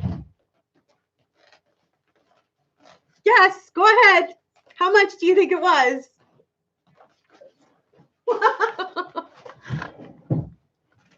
I'm so curious to see what people say.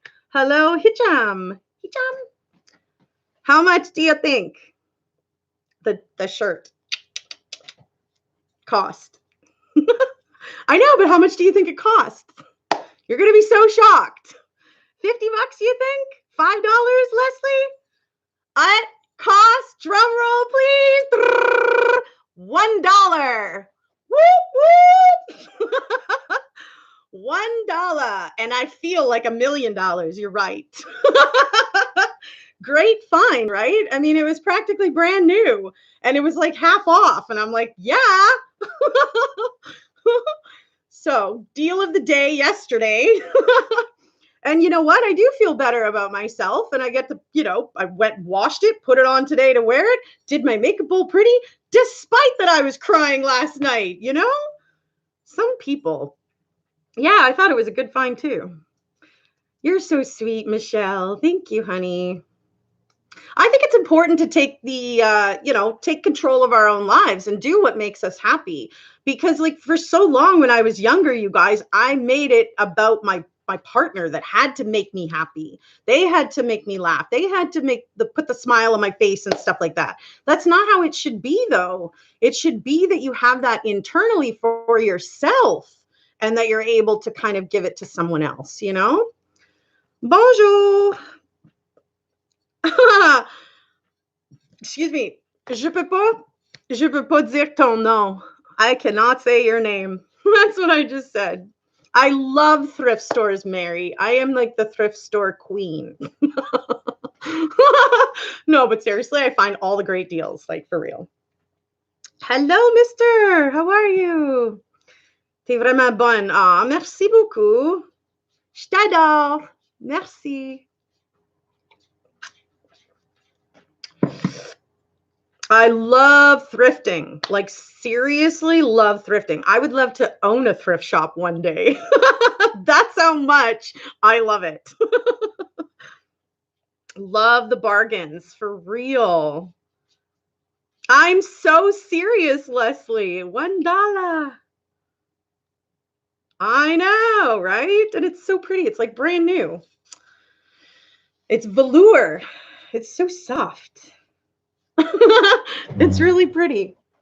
It's all these cute little designs. And it's sparkly.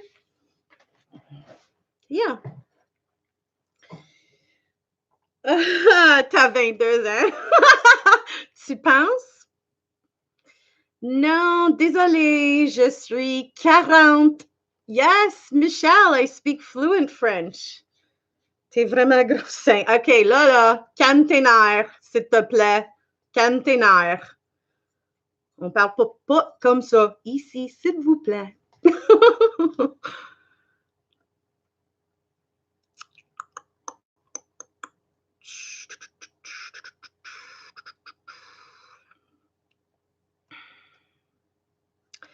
True is in my channel title, True Stories. My pug is wearing a tutti flannel. Aw, that's so cute. You love the Canadian accent?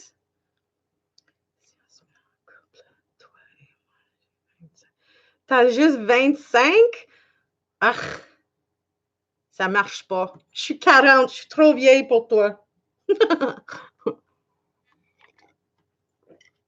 Hello, JJ Herbo. Do I like Nicki Minaj? Well, I kind of have a big enough butt like hers. Me and Nikki, we are bum twins. Too funny. Oh boy. Céline Dion. Oh, I love her.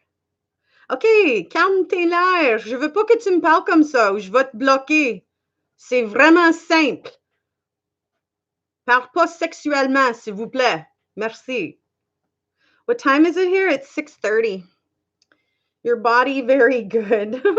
Well, thank you.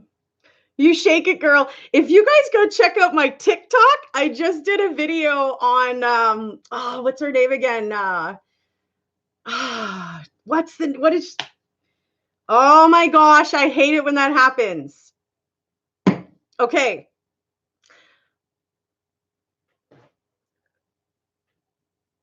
Maybe I could just show you guys. I had a lot of fun making that, actually. It was really funny.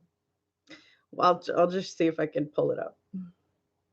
But if you come onto my TikTok, I don't remember who sang this song. Who sang this song?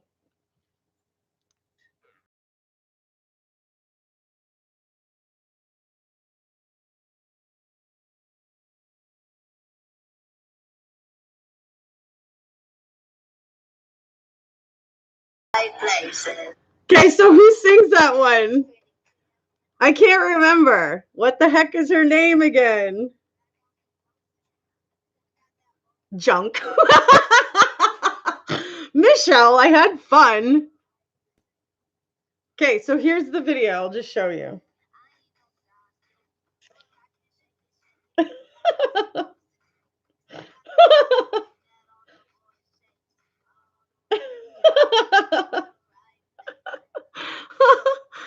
Oh, it was fun. I can't remember her name either. It's bugging me now, though. I can't remember her name. Yeah, the TikTok is kind of fun for sure. My Instagram. There you go for Instagram. How? TikTok is a free app you can download to check out. Oh, because she says junk. Yeah, all the right junk in all the right places. Yeah, I had fun with that. Isn't it Kelly something? Oh, it's going to bug me now. Wasamosa TV. My dear brothers, I need you to move forward. If you can take a look, thank you in advance. Peace to you. You need us to move forward? What are you talking about? I don't know how to DM, dude. Like, not on this. Meghan Trainor! That's it! You got it! That's it. It's Meghan Trainor. See, I knew that. I was just seeing if you guys knew that. Just kidding. I didn't know that. I was like, what is it? Oh, man. Yeah, it was cute. It was fun to do, right? Yes, thank you so much. Love it. Love it.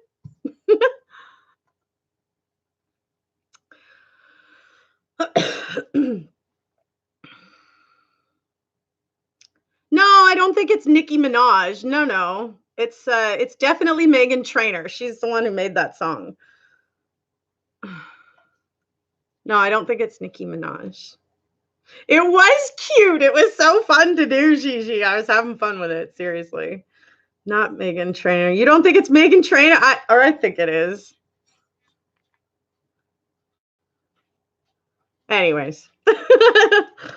She may have sang it on Ellen, but Meghan Trainor made that song. Yeah, she was the original artist that created it. Perhaps they have done some kind of a spin-off, you know? Hey, Raul, thank you. Loving it. 1, 2, 3. Craig Shaw. It's all about the bass, right? Seriously, I'm like, that's my song. Oh, man. Holy, eat a crow. What?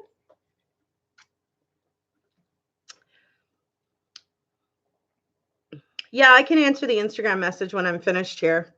I'm kind of wrapping it up now because we're finished talking about the Watts case. We have been for about 15 minutes now, I guess.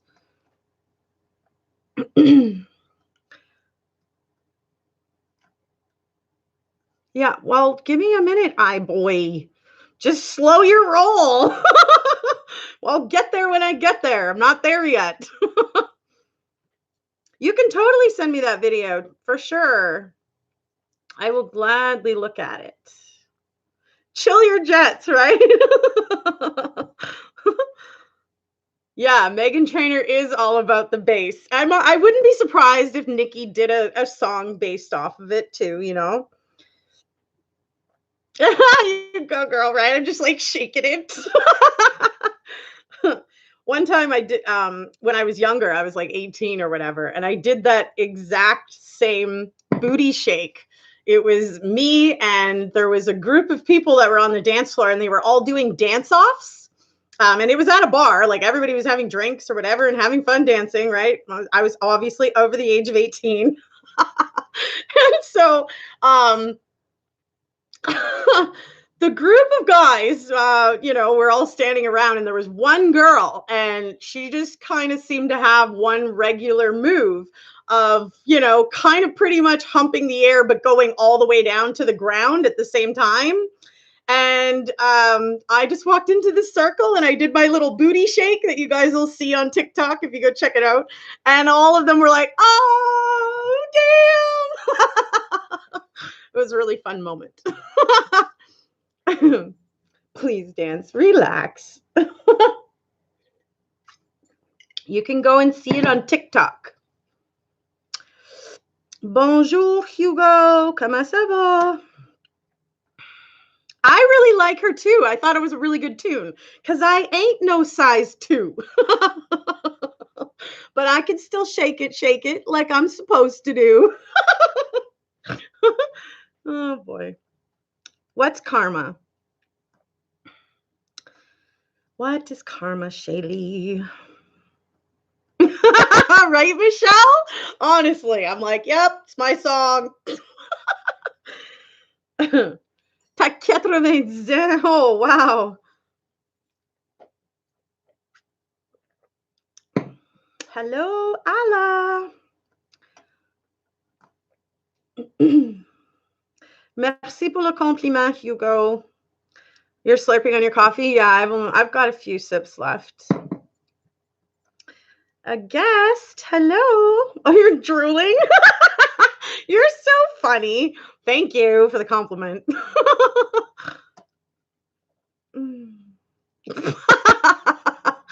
T'es drôle.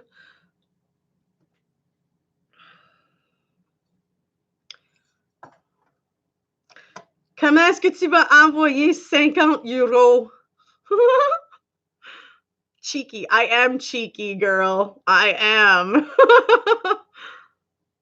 Guest me. Hi. I don't know how to guest you. I don't know.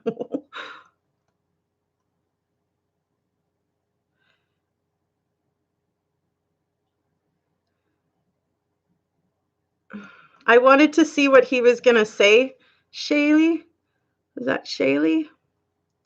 Yeah.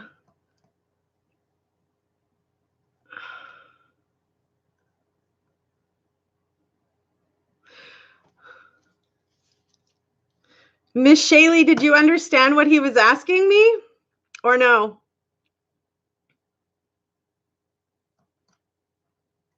Hello, Jan Pap. I am on several different platforms right now. Yes, streaming everywhere.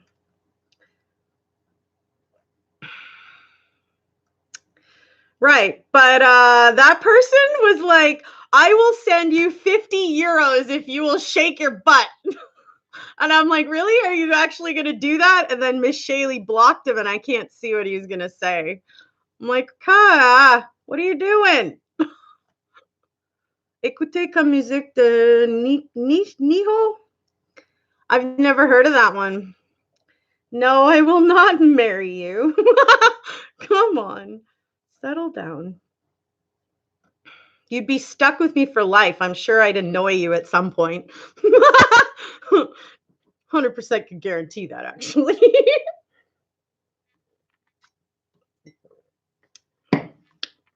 I was kind of hoping they were going to send over $50 on my thing. I would have stood up and shook my butt.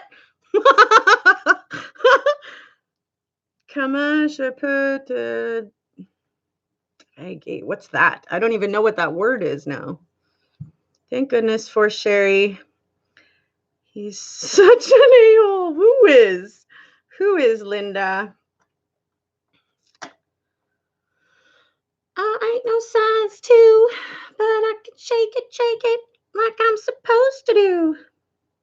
Hey, Miss Shaylee, can you stop timing people out just because they're talking to me in French, especially if you don't know what they're even saying? What are you doing? I just asked you that. What are you doing? And you do it again. If I speak different languages and I can understand them, I would like to communicate with them. Sheesh. I don't know what draguer is. What the fiddle is. I gotta look that up.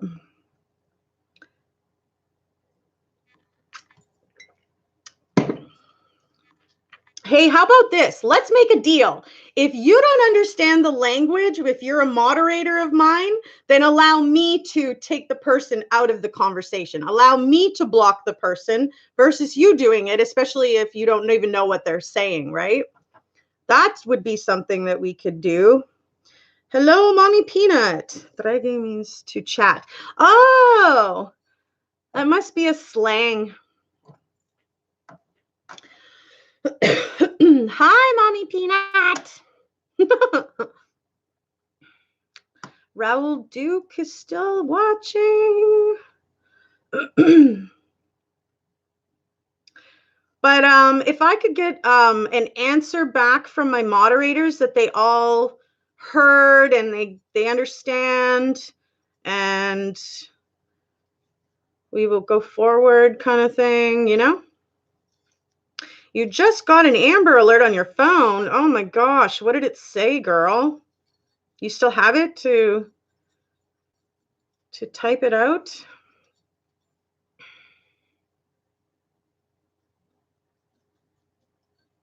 Miss Shaylee, did you understand what I was asking of you as my moderator, darling? I'm just going to check with you directly. I'm pretty sure all my other mods are gone right now. Chica is probably gone. Tammy wasn't here today. She's probably still healing. Or maybe she was here and just didn't comment. That could be more likely, actually. She's probably not feeling 100% after her foot surgery.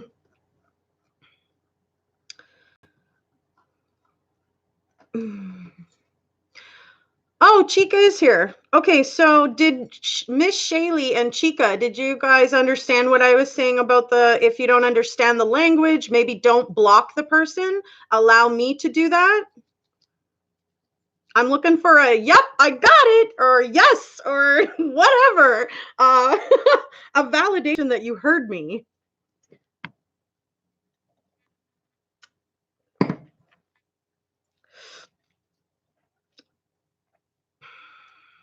Miss Shaylee, Chica, can I get an answer?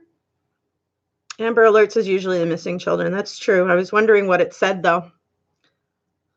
I didn't get anything on my phone, so it's obviously not in my area.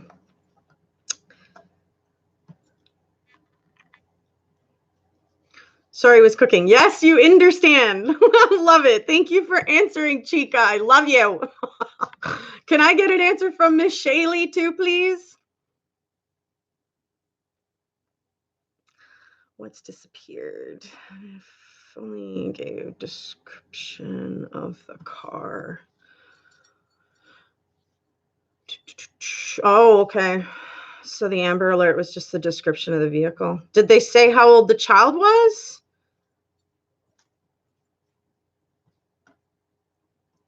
Miss Shaylee, you keep answering other people, but you're not answering me. Did you hear and understand what I asked you?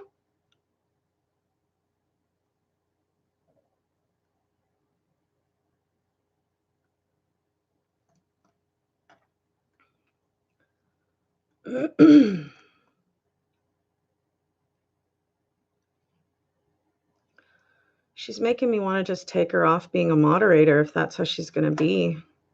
She's not going to listen to my words, and she's not going to respond to me, and she's just going to leave the room when I'm asking her a specific question directly to her.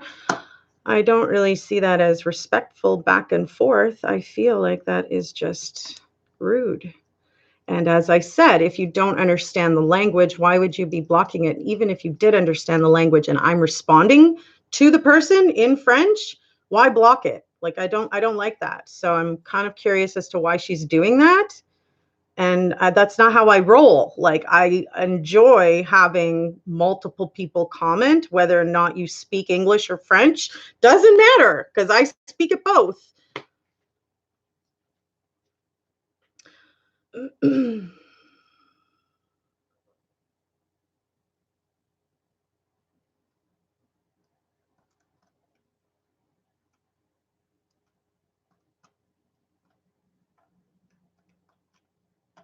I think that's what she wanted, though. I feel like that's what she wanted. Yeah, exactly.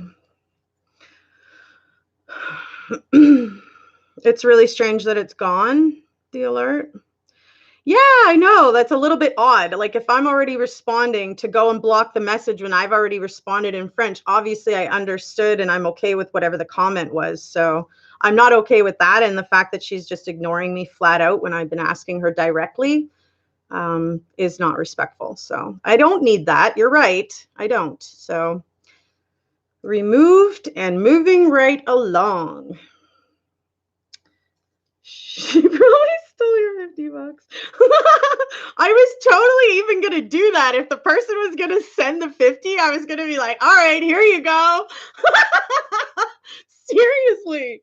It was a little bit rude. And she kept responding to other people and not me. So you clearly have, made your bed. Now you could just lay in it. I know I'm strong. Oh, boy. Hello, just Alan. Raul, I thought that was going to be fun. I was waiting for those 50 euros to show up. Oh, advantage. Jeez. Just kidding.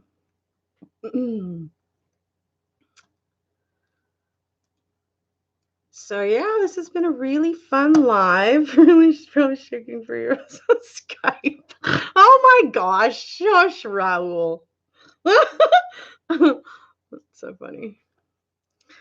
Twirling for them as we speak.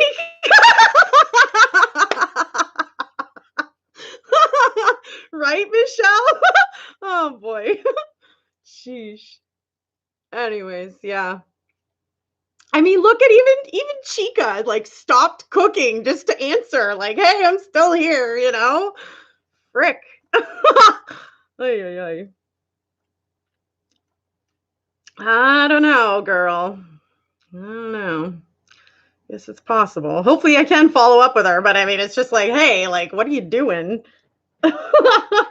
And I mean, this isn't even the first live that I've asked her not to do that on. I've asked her the last several lives that she's done that on. And it seems to happen only when someone's speaking French to me.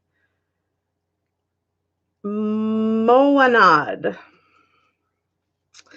You found it. McKee's Rocks. About 15 miles from you. Okay. Twirling. It is cool. You can communicate with other languages. Yeah, I love using my French. Anytime I can use my French, I'm all over it, you know? Oh, for Gold Ford excursion. So this is going to sound like a silly question and I could just Google it, but where's McKee's Rocks, girl? Can you share that other piece of tidbit with us?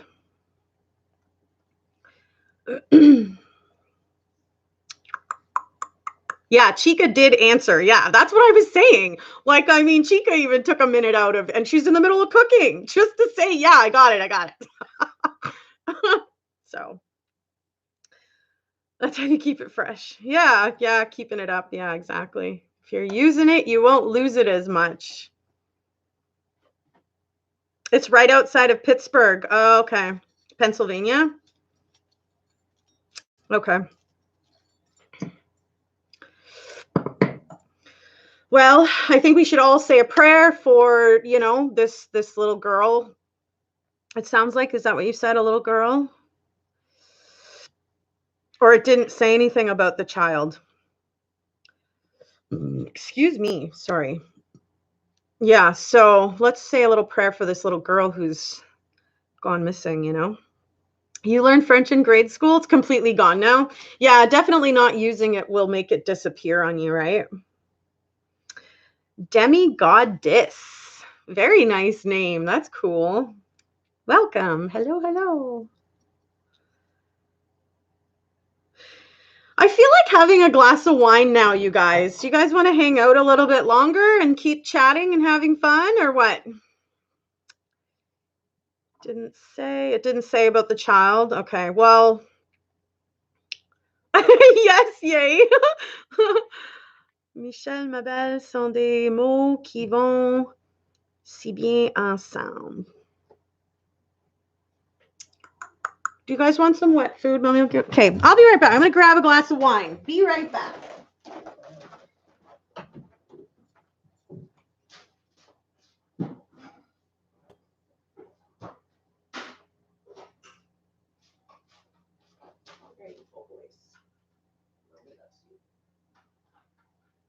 There you go.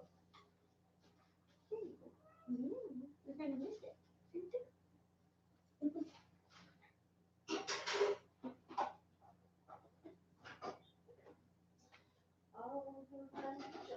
All the right places.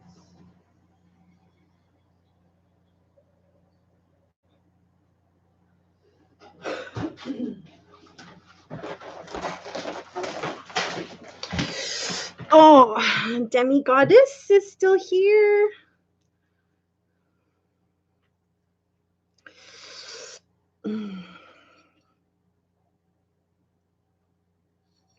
Yes, Cloud and Minu are enjoying their lovely wet food that they get twice a day.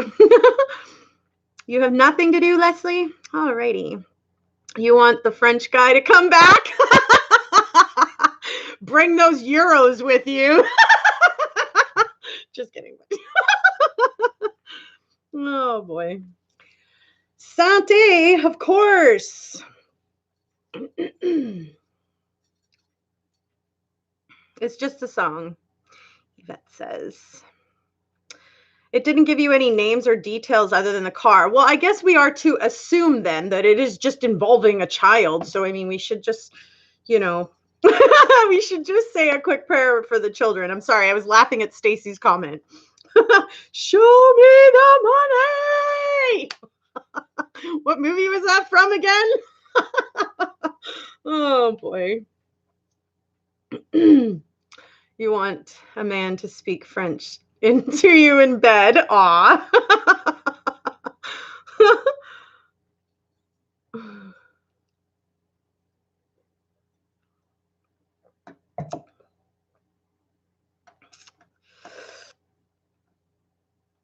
What's poor baby?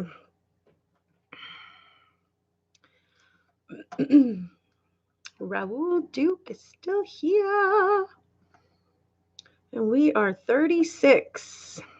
With a whole 2. Oh, man. Oh, well. Guess you got to start somewhere, eh?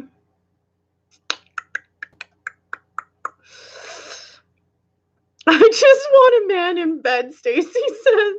Oh, boy, not your dogs. Aw.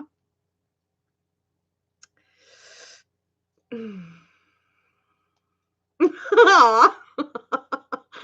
I don't know. The hassles that come with the man in bed sometimes are not worth it. The kid, oh yeah, the child, yeah, whoever's not safe, right? Whoever that the Amber Alert goes to, you know, I want to throw out some good vibes and light and love and blessings that way in hopes that they find the vehicle and whoever is missing, you know.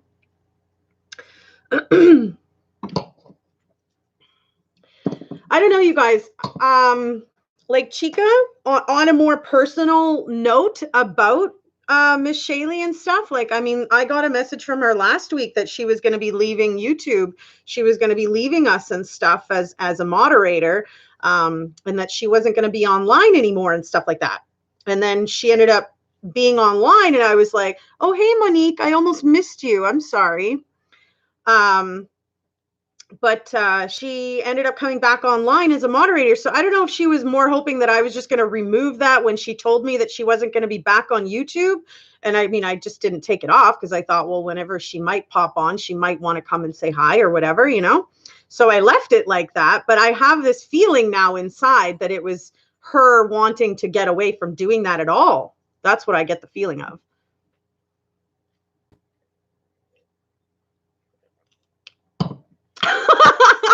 Stacy wants a man. Mommy Peanut's like, get out of here, man. I want the dog. Why don't you guys just swap? I'm kidding. I'm totally kidding. Aw, thank you, Bonker. You're sweet. The Amber Alert, she said, was in Pennsylvania. And she said it was for an 04 gold excursion. You're in Seattle. Stacy's already trying to line it up. Okay, I'm over here. Hi, Melly D. How are you? We're having some fun discussions here now. We've done our whole serious Chris Watts talk. All of the Nicole Kessinger investigation process that we have access to, and now we're just chitty chatting. Chitty chat. McKee Rocks, Pennsylvania. Yeah. You're going to have to replay. It was definitely a good discussion, you know. My whole thing about it is if the police have more information that could exonerate Nicole or could kind of like get her off the hot seat, get her out of the public's eye. Because right now, with the way that the document disclosure looks of what all we've gotten, it looks as though she maybe had some more involvement. So, I mean, if she didn't and they have proof of that, it would be really nice if they sort of came forward and were able to share that with the public so that everybody could just stop, you know, bugging her or being on her and at her, you know?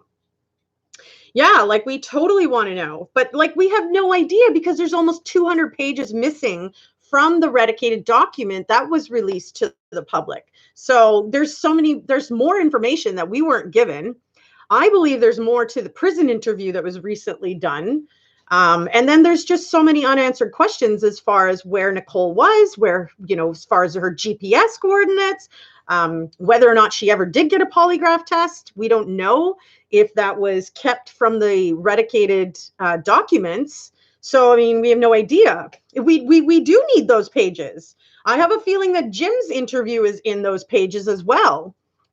But I don't think we're ever going to get it. But that's where I just don't understand why law enforcement would do this to Nicole Kessinger if they can see that she was not involved and they can see her GPS coordinates, or they perhaps gave her a polygraph and she wasn't lying and she really didn't have anything to do with it. Fine. Everybody would be willing to accept that, in my opinion, if we could just see it too. But we can't see any of it. And so therefore it just looks like there's all these lies and there's no there was no truth ever found. So it just looks like she's guilty. And I mean, it's like if the police have more info, I believe that they should definitely, show it. Melly D, how are you? I'm all right. All things considered, I'm all right. Mary M says, I sleep with my 140-pound dog who's a snuggle bunny. Aw, that's cute. I sometimes make my cat. I'm like, come here. But I mean, he won't stay too long, They're just like, I hope you're enjoying your evening at work or your day at work. I'm not sure what time it is where you are. Yeah, I totally want to know more about Nicole Kessinger's involvement, You can't talk French. Well, you can. It sounds like you know some of it, which is cool.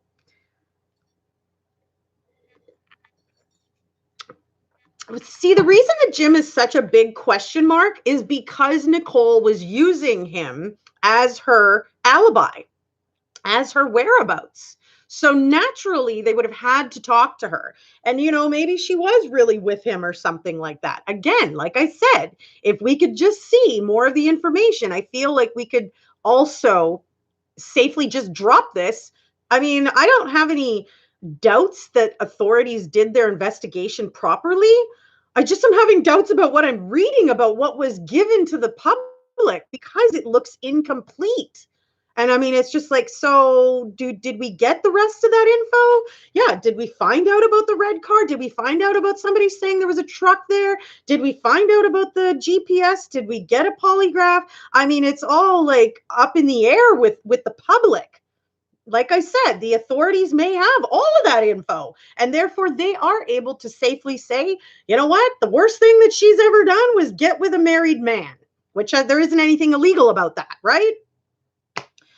But if they don't share anything else with us, it just looks like she's guilty. And I mean, like I said, I can't say it enough. If I was her, I would be going to the authorities and telling them to come out with the proof that I really wasn't there, Like I wouldn't want the whole world hating on me for something I had nothing to do with, Yeah, we need those pages. We need to hook up with a hacker, Stacy says. Yeah. Yeah, who had the red car? Yeah, was it the neighbors? See, and like we think it's the neighbors, right? But we don't actually see the finalization to some of these clues and stuff, right? Hi, Samuel. I would want my name cleared too. If I had been sleeping with somebody who killed his entire family, I seriously would want to clear my name as fast as possible. Like, unbelievable. She was doing Jim and Chris. See, we don't actually know. All we know is that Jim was a friend. So we don't know if she was sleeping with him too. We didn't see his interview. We don't know how much they were involved. According to Chris, they were just friends. But I mean, how much would he know? I'm sure she wasn't being fully honest to him either. I don't know. It's just too many unanswered questions, But yeah, Michelle, I would completely just want to clear my name as fast as freaking possible. Like, don't try to put any of this on me, when I really did have nothing to do with it, right? But then again, somebody who is not guilty is not going to delete every single thing and then search online to make sure the police can't find what you've deleted. That makes it look like you're guilty. What the fiddle? What do you care? Like, it just doesn't make any sense. Oh, I was so pissed off that Chris Watts was lying to me and he was sleeping with his wife of 8 years. Like, it doesn't make any sense,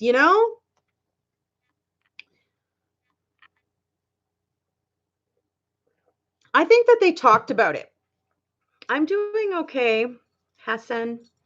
I think they talked about it. I think the heinous subject came up in conversation with them. I think that she probably maybe even planted the seed a little bit. I don't know. It does sound like she's lying. She stated that she knew nothing about his wife and kids, which was a bold-faced lie. She knew all about them. And not only did she know about them, she knew about them in 2017. We're talking about the Christopher Watts case in Colorado, where he killed his pregnant wife and 2 daughters, aged 3 and 4 years old.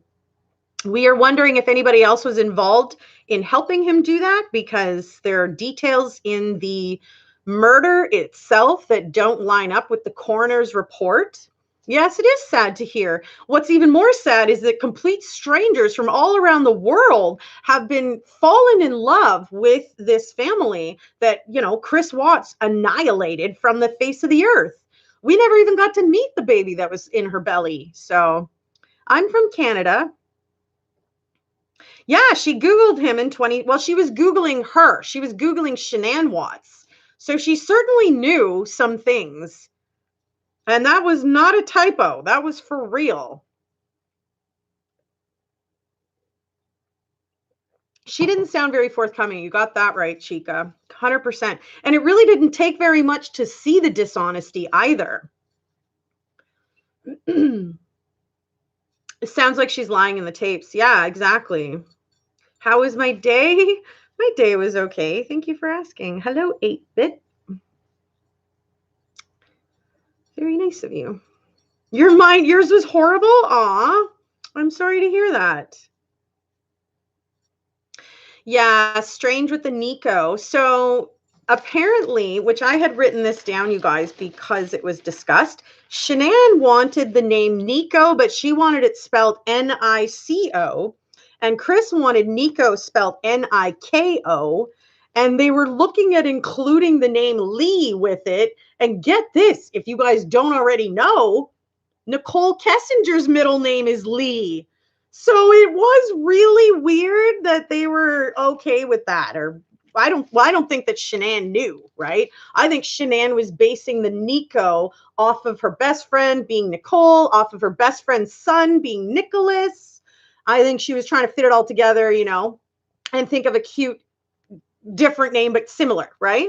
So I think like that they talked about the Nico name and agreed. They just hadn't decided on the spelling yet or the middle name. But I mean, like I said, they were contemplating Lee, and that's Nicole Kessinger's middle name, surprisingly enough. Shockingly. I know. Hello, Sadiz. You have so much back pain after the workout. Definitely what you want to do before you work out, Hassan, is stretch before and stretch afterwards.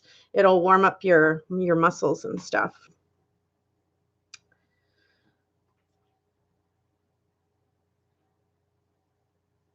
Definitely did not sound forthcoming. Yeah, it was like putting an act on for sure. Yeah. People are taking it personal from all over. Absolutely. And I think that is totally, Chris is also, Lee is also Chris's middle name as well. But it was shocking to find out that it was Kessinger's middle name too. I was like, whoa. I know, that was such a crazy coincidence. Hey, Gigi? Like insane. Cheers. You just grabbed a beverage. Cheers, girl. I guess it's rude to not take a sip, right? Yeah, but I thought that was a really crazy tidbit. Hello, 300867.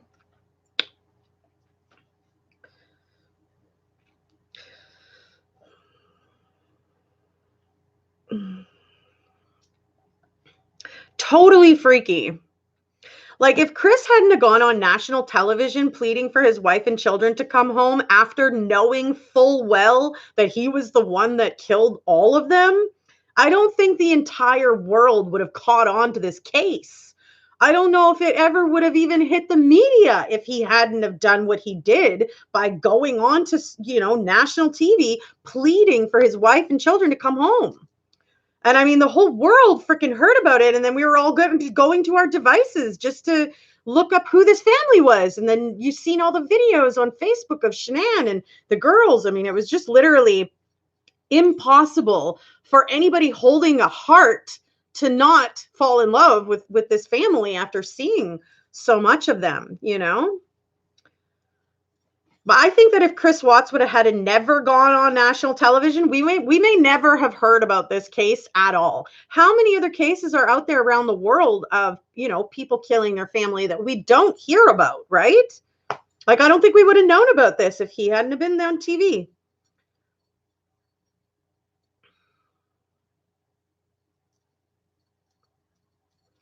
You remember it so well with the drone footage on the news here in France. Yeah, like it was just crazy. I know I was following it like on the edge of my seat, you know, like. And then after watching some of those videos, it was really difficult to not completely fall in love with the family, you know. I don't think he killed the girls. I think someone else did. He couldn't even give details on how they died. It's so weird, right? Like, it's just so weird. If you are the one who was responsible for killing them, then why don't you know how they died then? I don't get that, you know? Yeah, the Peterson case was definitely very similar. The only difference really was that there wasn't any other children yet, right? She was just pregnant. You wonder about the dog alerting in the basement? Me too. Absolutely me too. But it makes me wonder if the dog wasn't just alerting to a sexual tussle that Nicole and Chris had in the basement, perhaps? I don't know, right? Yeah, well, he dug the hole when the sun was coming up, it seems like, right? Because he still had the shovel in his hand when his coworker, Melissa, and the group of guys that were there showed up, and that she had actually noticed him holding the shovel. That's in the report, in her interview. Melissa something, I can't remember her last name right now. But yeah, like Chris Watts didn't know why the basement door alerted to being opened in the morning. Exactly. All of the movement that was happening at 4:30 in the morning, he definitely, you know, didn't seem to have any answers as to what the heck was going on. He didn't go into depth about the burial. He couldn't talk about his kid's death at all. He was like, no, I can't. Like, he was so choked up, he literally like kind of stopped the interview that was going on in the prison.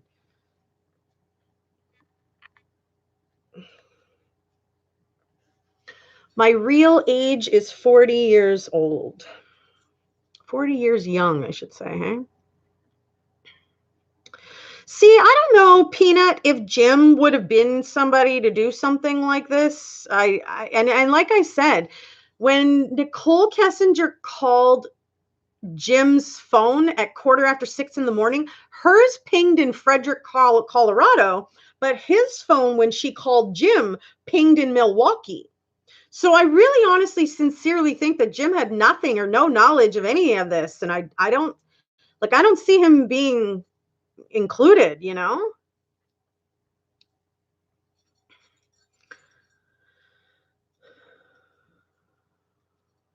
The ground would be a little bit harsh, yeah.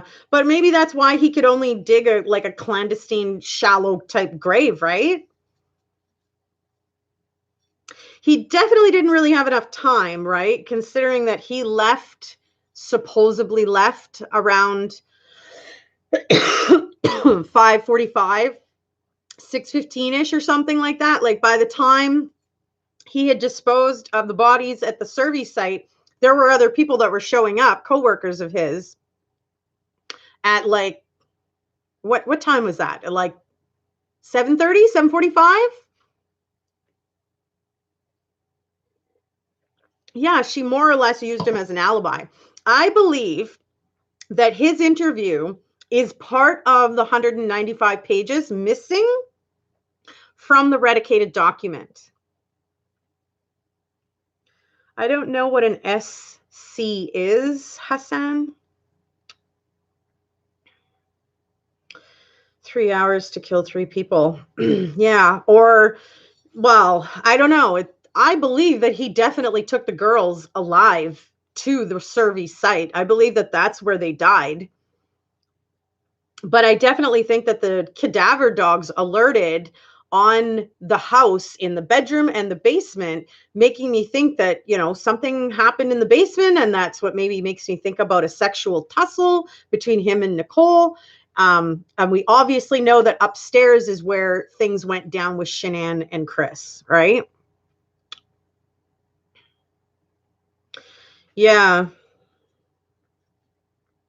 Well, I don't know if they would have been screaming. And do any of you guys remember the fact that the CCTV cameras that were pointing from Nate's place in towards the truck area? Do you remember the light that was shining, and there was two lights? I wonder if they didn't have some kind of like a tablet device or something that they were kind of playing on or watching, so that they weren't necessarily fully watching what their father was doing to their mother, you know? Hello, Ted G72. I'm just going to run to the washroom. I'll be right back.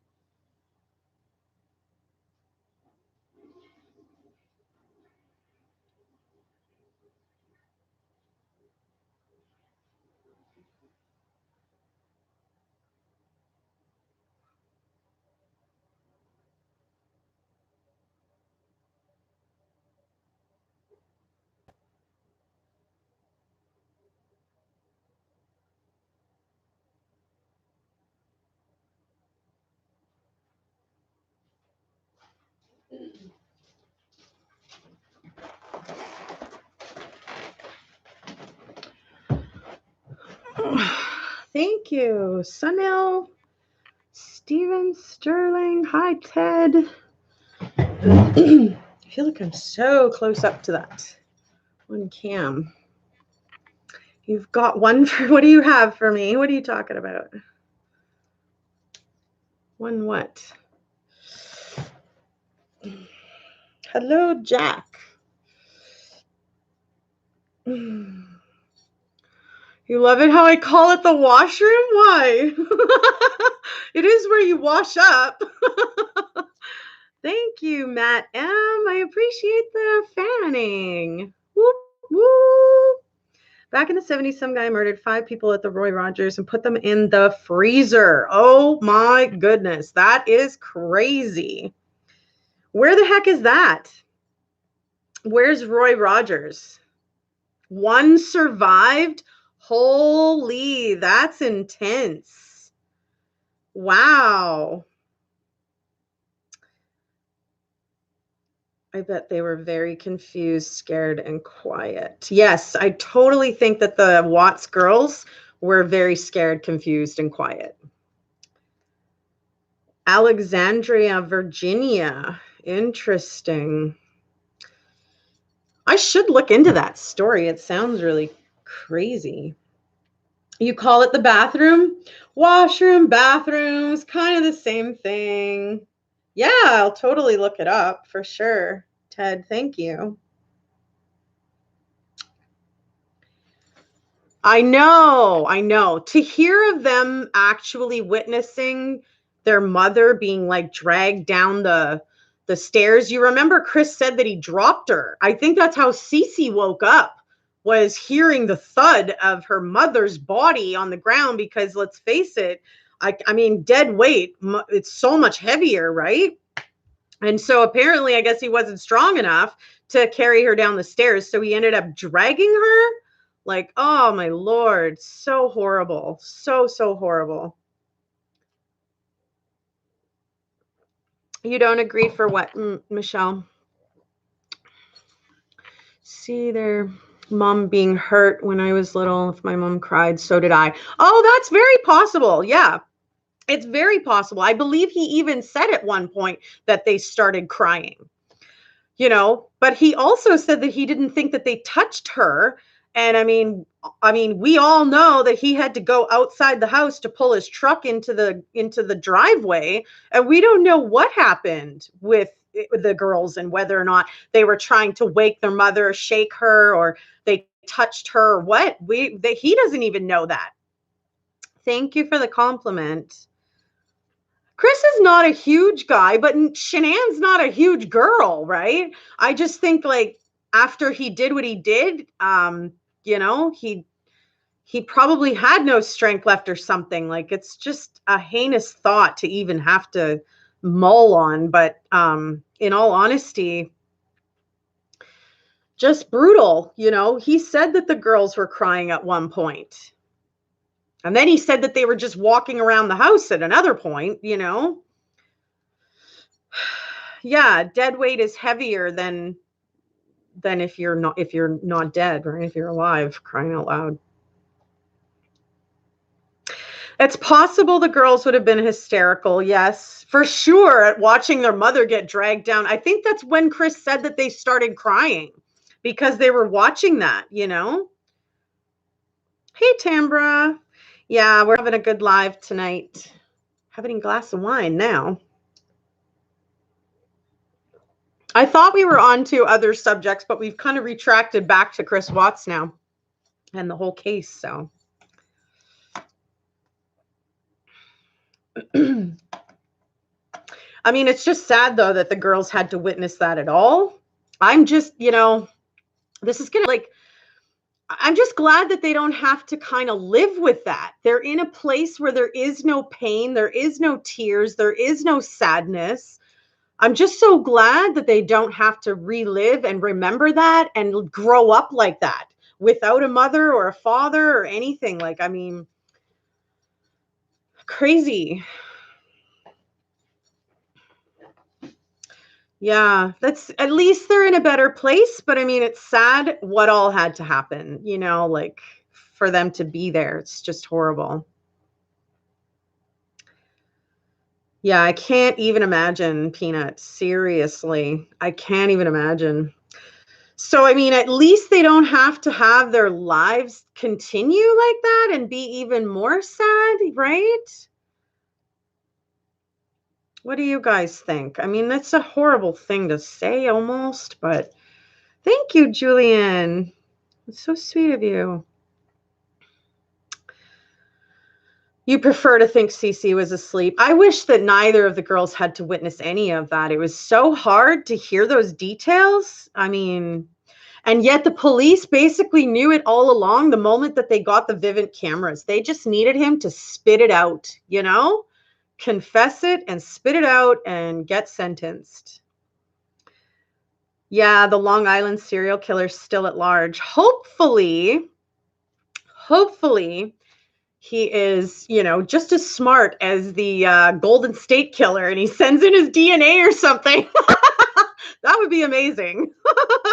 Yeah, no, Michelle, it's absolutely brutal to hear about the details of her. I think it's called a serenium. This piece right here got completely ripped because she was trying to pull away from what he was doing, or what whoever was doing to her.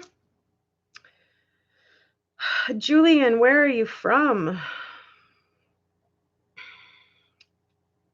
Way too sad that Bella had to see that and fought for her life and everything else. You know, the only silver lining, as I said, is that they don't have to kind of go on life without any of their parents. They're in a better place with God and angels and the Holy Spirit and everything else, right? Sam, I am. Frenulum, thank you so much. Yes, the frenulum. So this piece was completely torn, just torn out, right? It was just ripped. She had bit her tongue a couple of times as well. Brutal, just brutal. I'm live streaming from several sites at the same time, but I'm watching comments on them all. But yes, that's why you don't see some of the names that I'm saying. Yeah, but it's definitely heartbreaking to hear all those details about Bella, because she was old enough to, it seems like, to really understand what was happening. So, I mean, the silver lining is basically that they are not in pain. They are not crying. They are not sad. They get to visit Disneyland whenever they want, you know? I mean, we heard those details from Sandra Ruzick when she had a dream of, you know, the girls and Shanann visiting her. And Bella was so excited to tell her that she gets to visit Disneyland whenever she wants. I thought that was just bittersweet, right? I mean, it's so happy to hear that she's happy, but it's so sad that they're not here anymore to live their life and see what kind of amazing people that they could have become, right? That would be so hard. Yeah, bless Sandra for sure. Yeah, I absolutely agree. It's just heartbreaking. Hello, Andrew. I'm sure she knew, Stacy, 100%. And I've said that from day one. She was like 5 years old. There's no way that she didn't know, you know? Like under that, I think maybe you don't have as much comprehension and stuff like that, but I definitely think 5, she understood what was going on. Bittersweet, exactly. It's so difficult to say like I'm so happy that they are happy now and they're safe and they're not crying or in pain or tears or whatever, but it's sad because they're not here either. So, and the Ruziks no longer get to visit or see them or watch them grow up into amazing people. We have no idea what they were going to become in life.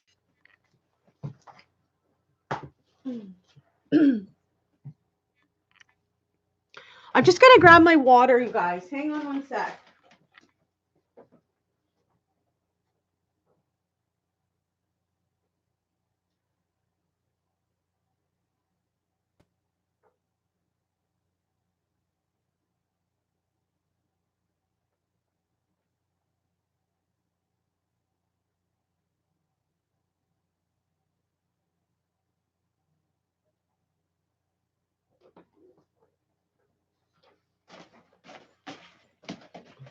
Sorry, guys.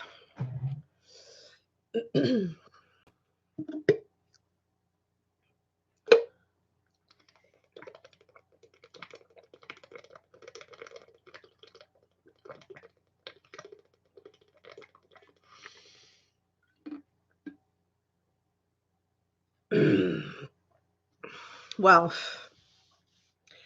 Tambra, if that happens, I almost think like that would be grounds for a civil lawsuit or something at that point, you know?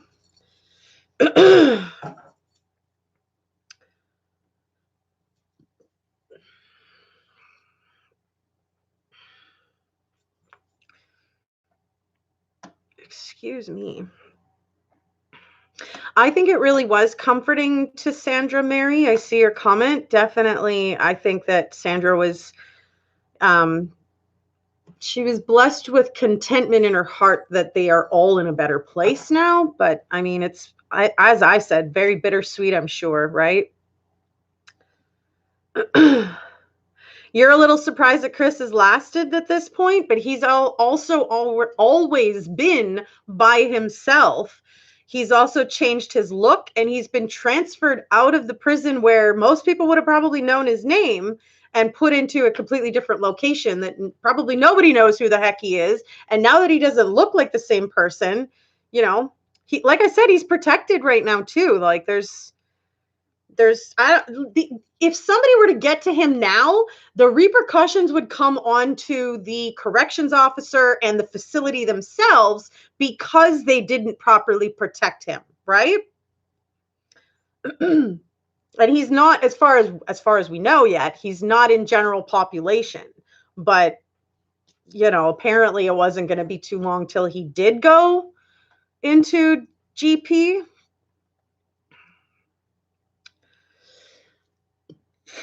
Excuse me.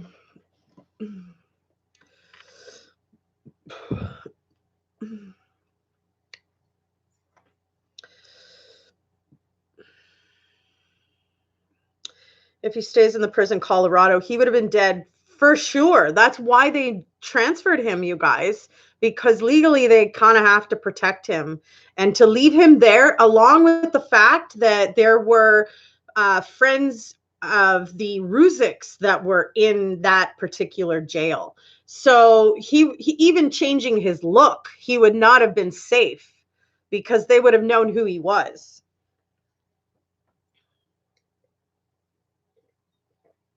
Are you talking about Patrick Frazee, Stacy?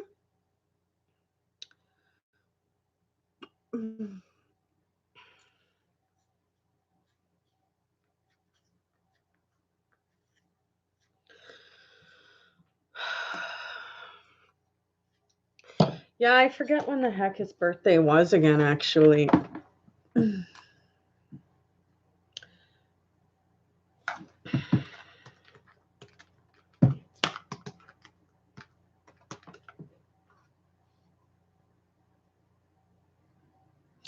May 16th.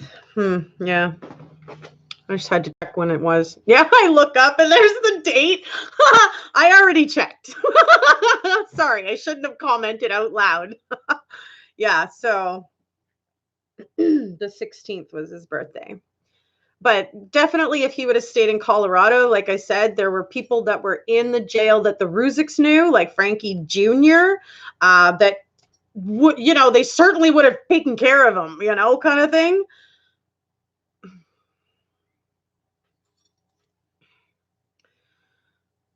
Yeah, he actually, it was the officers that asked him to change his look. So when he was first arrested, you remember he had some hair and he had a like a goatee or whatever, or beard a little bit, and he shaved his face clean and shaved his head bald.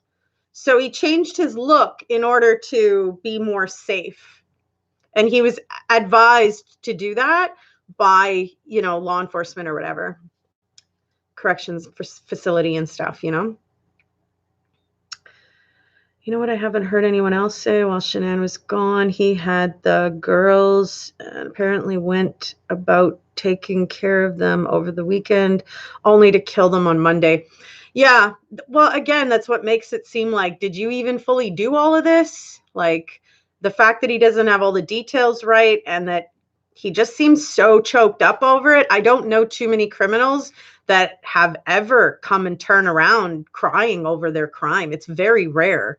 It's very rare. So it looks like he is just sad that he followed through on the decision. Did he fully do it? You know, the details are off, so I don't know.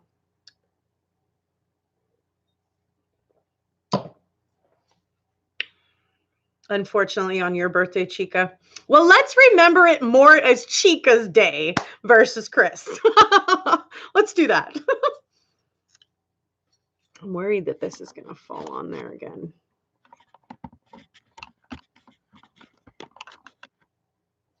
Whatever.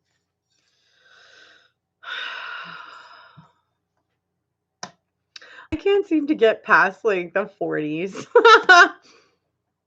Martha Watson. Hi, all. New sub from South Carolina. Love this channel. Remember that when Chris Watts was standing in his neighbor's house watching himself on the recording? Oh my gosh, his swaying, his hands on his head. The fact that he even pet the dog at one point, right? He's petting the dog and he's still got his hand on top of his head. I mean, the guy looked like a nervous wreck. I mean, who wouldn't watch that and think, you look a little guilty, right? But welcome, Martha. Yes, I knew that was going to happen. I just finished freaking saying that. And then it happens. That's what I get for saying it. Hello, Pranjal. I wonder if Andrew is still watching. Probably not.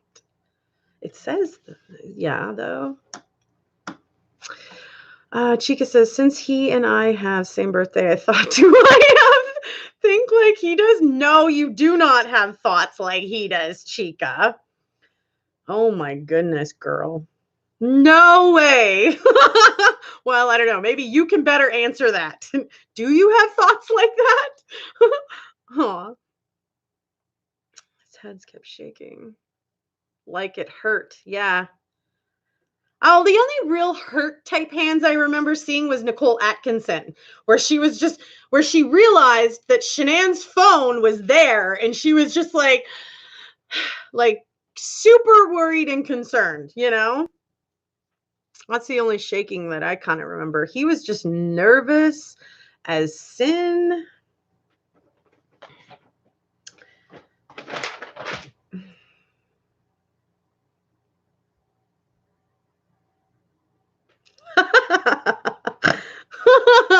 Sorry.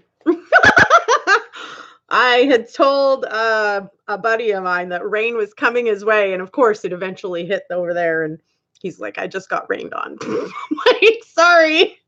I like to share. It's funny. He actually hasn't come onto the live yet, but he is working.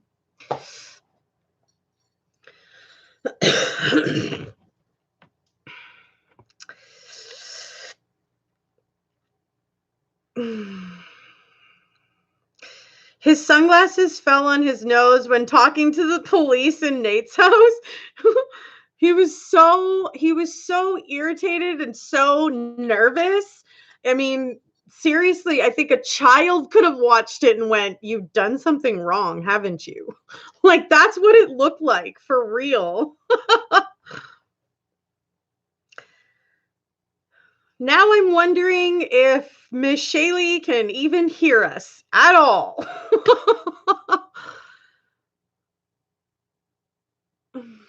You could see the sweat on his head. Yes, and his heart literally pounding out of his chest.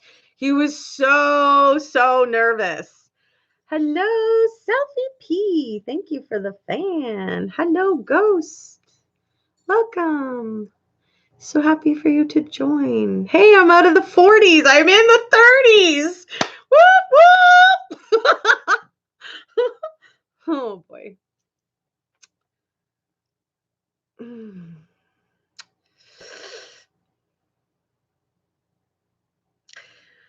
You could see the fear on his face. Like, he just had guilt written all over his face. I'm from Canada. I'm okay, thank you. He was guilty as sin, and it was very obvious. It really didn't even take an expert looking at it to see it all over him. Yes, I wrote on a comment on YouTube about the sweat all over his head. Yeah. I want to hear you something? What? That doesn't make any sense. The rest of the time, he was just looking at his phone. He was and he was looking at his phone at his lover, Nicole Kessinger, texting and calling. I'm sure that every single one of those messages that he looked down at was her. And I'm sure that every single call that he picked up was pretty much her, other than Sandra calling to say, "Where are you?" and Nicole Atkinson calling to say, "Where are you?" And then the officer calling to say, "Where are you?" You know? They're trying to get permission to enter into the house. You want to hear you Arabic song? I don't have an Arabic song. Sorry, but I'm all white. I don't know any Arabic song. Hello, Sapphire Hawk. Welcome.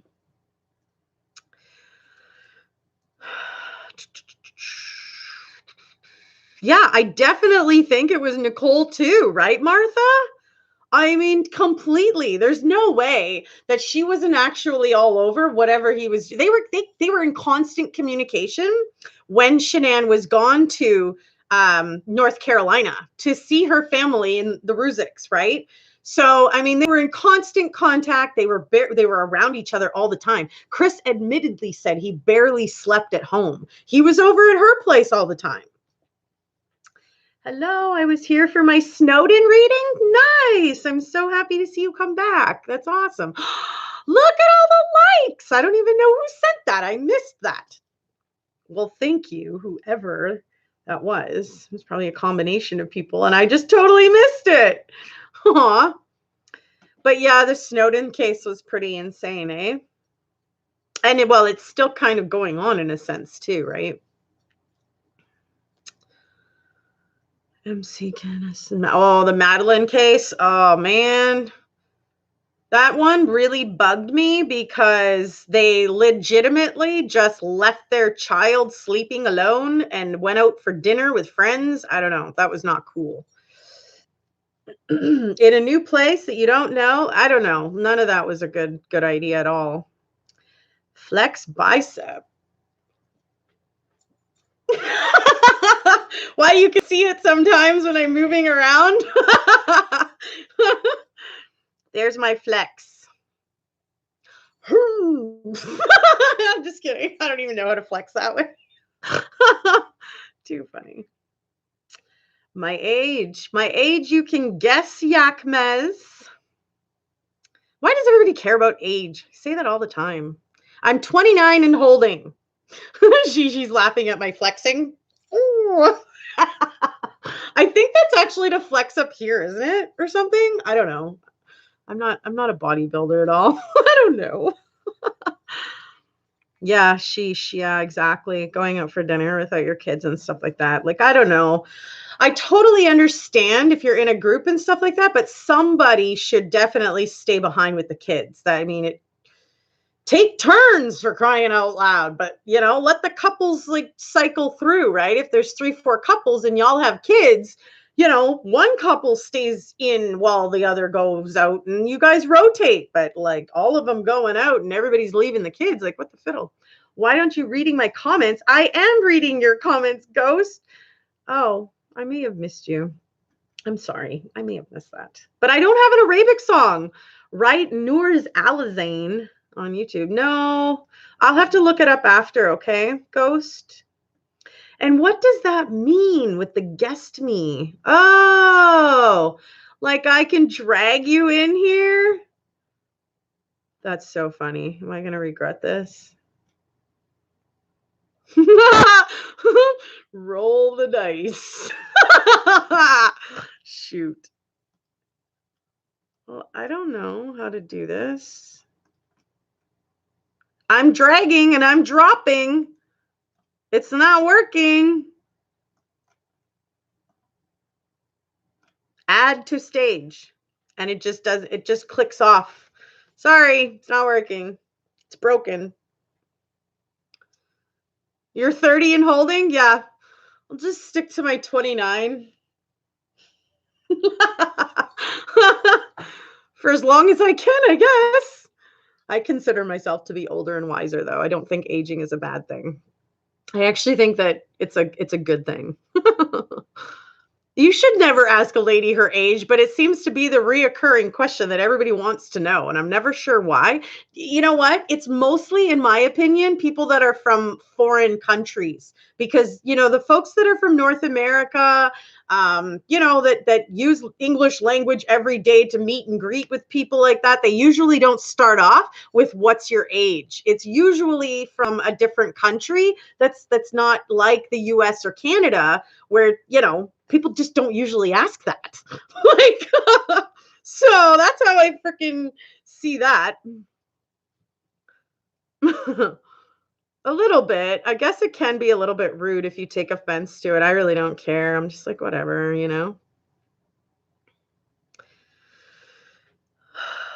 If it were Joe blogs, they would have been brought to justice, I think you mean. Because I guess you can buy justice sometimes, but that's not a good thing. It does if it hurts. What are we talking about?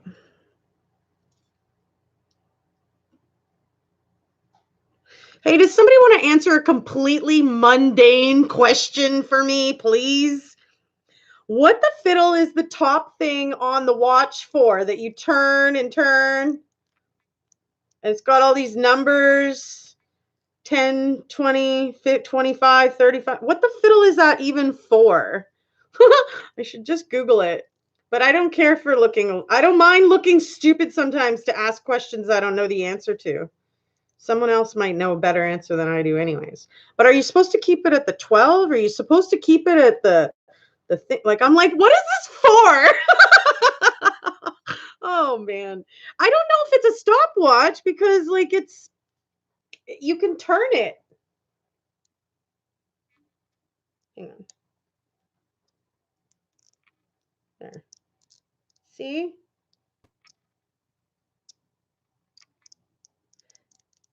And I don't know what it's for. I've never known what those top things are really for, though.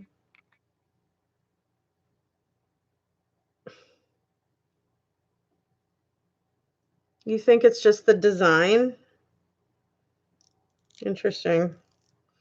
Well, there's got to be a reason. Now I want to Google it and find out. I just want to freaking do some research and find out about this watch. But this was what I got out of the jewelry haul. You guys remember I did a jewelry haul from the Goodwill it was a glass jar and it had like a bunch of watches in it. So I just went to my store in town and I bought batteries and I like replaced all the batteries and all the watches. So now I have like 500 watches. No, I'm just kidding. I have a lot though, like probably like 15 watches. Be me, girl. I crack you up. Great energy. I love people like that. I totally love people like that, Martha. I love that despite the crappy things I've gone through in my life, personally, that I can pick myself up and be that extra bubbly person, you know? It's not all the time, but hey, sometimes it's better than nothing, right?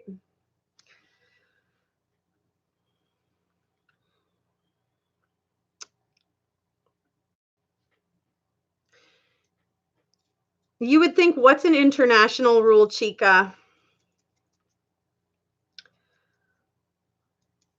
I don't think it's a bad thing to get older anyways.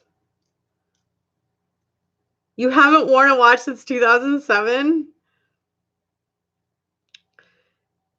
What is Miss Shaylee saying why about?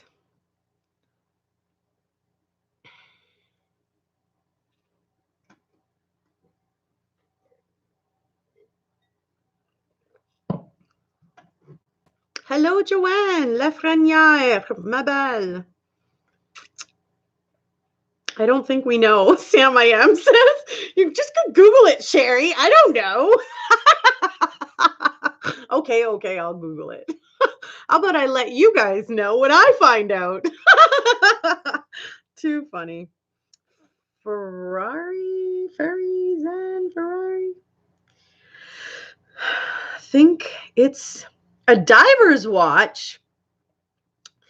Bizelle. So what is Bizelle though? What is that? We clearly don't have any Bizelles here. Hey, I think there's a little date on here. Is that changing every time I'm turning this? And it's off by 4 days. Do you guys want to know what the 28th is like? It's a really great day. Just kidding. Oh gosh. A lot of fun. Okay, so what is Bizelle? You Google everything, right?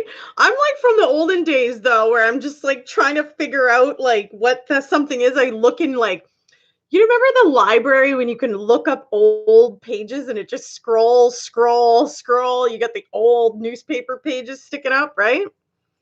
I'm like looking up info like that, for crying out loud. And then I'm asking the younger people and they're like, just Google it. Just Google it. No, I just stopped asking about stuff. And I go to Google. Thanks for the heart, Joanne. Merci, ma belle. Your hubby's trying to explain it, Gigi. Yeah, I'll have to look up what the Bizelle is thing. For counting time. Watch that counts time. Why? What is that? What use is that used for to count time? It's a grooved ring holding the watch face in a good old Google. In good old Google. Okay. I am strong. Chivalry is dead. That's so true. Yes. Grooved ring. Yeah. Selfie's laughing at me. I really don't know what it is though. But I'm not scared to admit when I don't know something. And I certainly am not going to sit here and act like a know-it-all because I don't know not enough about all in order to do that. No, Ferrari Zen, there is no appeal process other than some crazy ass loophole that I am not aware of, like that only a lawyer might know that's deep into the legal field. But as far as a regular appeal goes, his time has expired on that. He is already sentenced and serving his prison time. There is no appeal that's going to happen for Chris Watts. Like I said, other than if there's some kind of crazy loophole that I don't know about, but I don't think so, you guys. I think it's done. The judge sat there and made sure and asked him directly. Those are the only words that Chris spoke when he was sentenced. If he understood his rights, if he understood his plea, if he understood the consequences of that, if he understood and waived his rights to everything else, right? And now he's sentenced. There is no appeal. So sorry to burst the bubble of the people who are going around saying that that's the newest info about the case, but those people are just using that as clickbait, because there is no, if you know about the judicial system, like I said, and I do, you don't get an appeal after you forfeit your rights to all of those things. You know, the judge literally asked him to his face, and he responded that he understood and knew what he was doing, and he was okay with pleading guilty, and he just wanted to get sentenced. He just wanted it over with. And that's what he was telling his lawyers from October, we found out in the discovery documents. He was trying to end it right, like from the beginning. And the authorities were still trying to collect evidence. And, you know, the defense was even in his house trying to build a case themselves, and kept telling him, like, whoa, hold up. Don't just run and plead guilty now right away. And Chris kept saying, no, I just want it over with. I don't want to put anybody else through anything more. I just want it over with. And that's where he forfeited any appeals. So yeah, fini, kaput, done, over with. Now he can, now he can go and serve his time. But what about Kessinger? Exactly. I said in this video upload that the officers probably have other information that Kessinger maybe wasn't involved, but I don't understand withholding that from the public unless there is no other evidence to show that she wasn't involved, unless they never followed through with the warrant to find out her GPS coordinates, unless they did a polygraph on her and we just never got to see that. There's, you know, amazing unity. Hello. Nafta, Hamias. So, I mean, there's some like what ifs and stuff. And as we all know, 200 pages of the document are missing. So we really don't know if we even have all the details. But I would think, bye, Raul, I would think that officers would not want to subject Nicole Kessinger to further, you know, attacks from the public unnecessarily if, you know, there was some kind of proof that she wasn't involved. So I guess we are lucky to live in a time where you can Google anything. Yeah, no doubt, eh?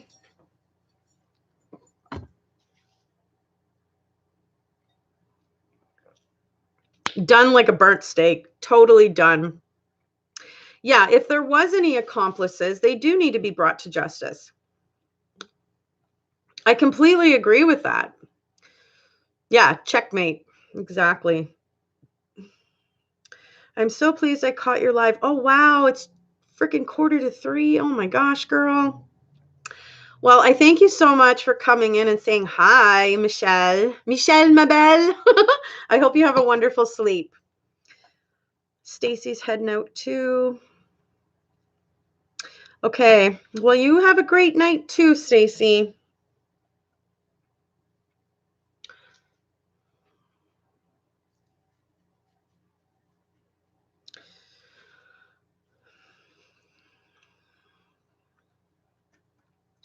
So definitely lots more that we could use to have some more info on, you know? Yeah, I thought if she was guilty, something would have happened by now as well, right? I'm totally with you on that, Joanne. And that's why I've specifically said if the officers have more info to clear her, it would be smart to come out and just show that to the public already. But the longer that it waits makes me think that there really isn't anything. So it's really a toss-up. Like the longer they wait, the more questions we have, and like the pages that are missing, we don't know what the heck is on those. So yes, for sure, Michelle. Yeah. Have a great night. Have a great sleep. Sweet dreams.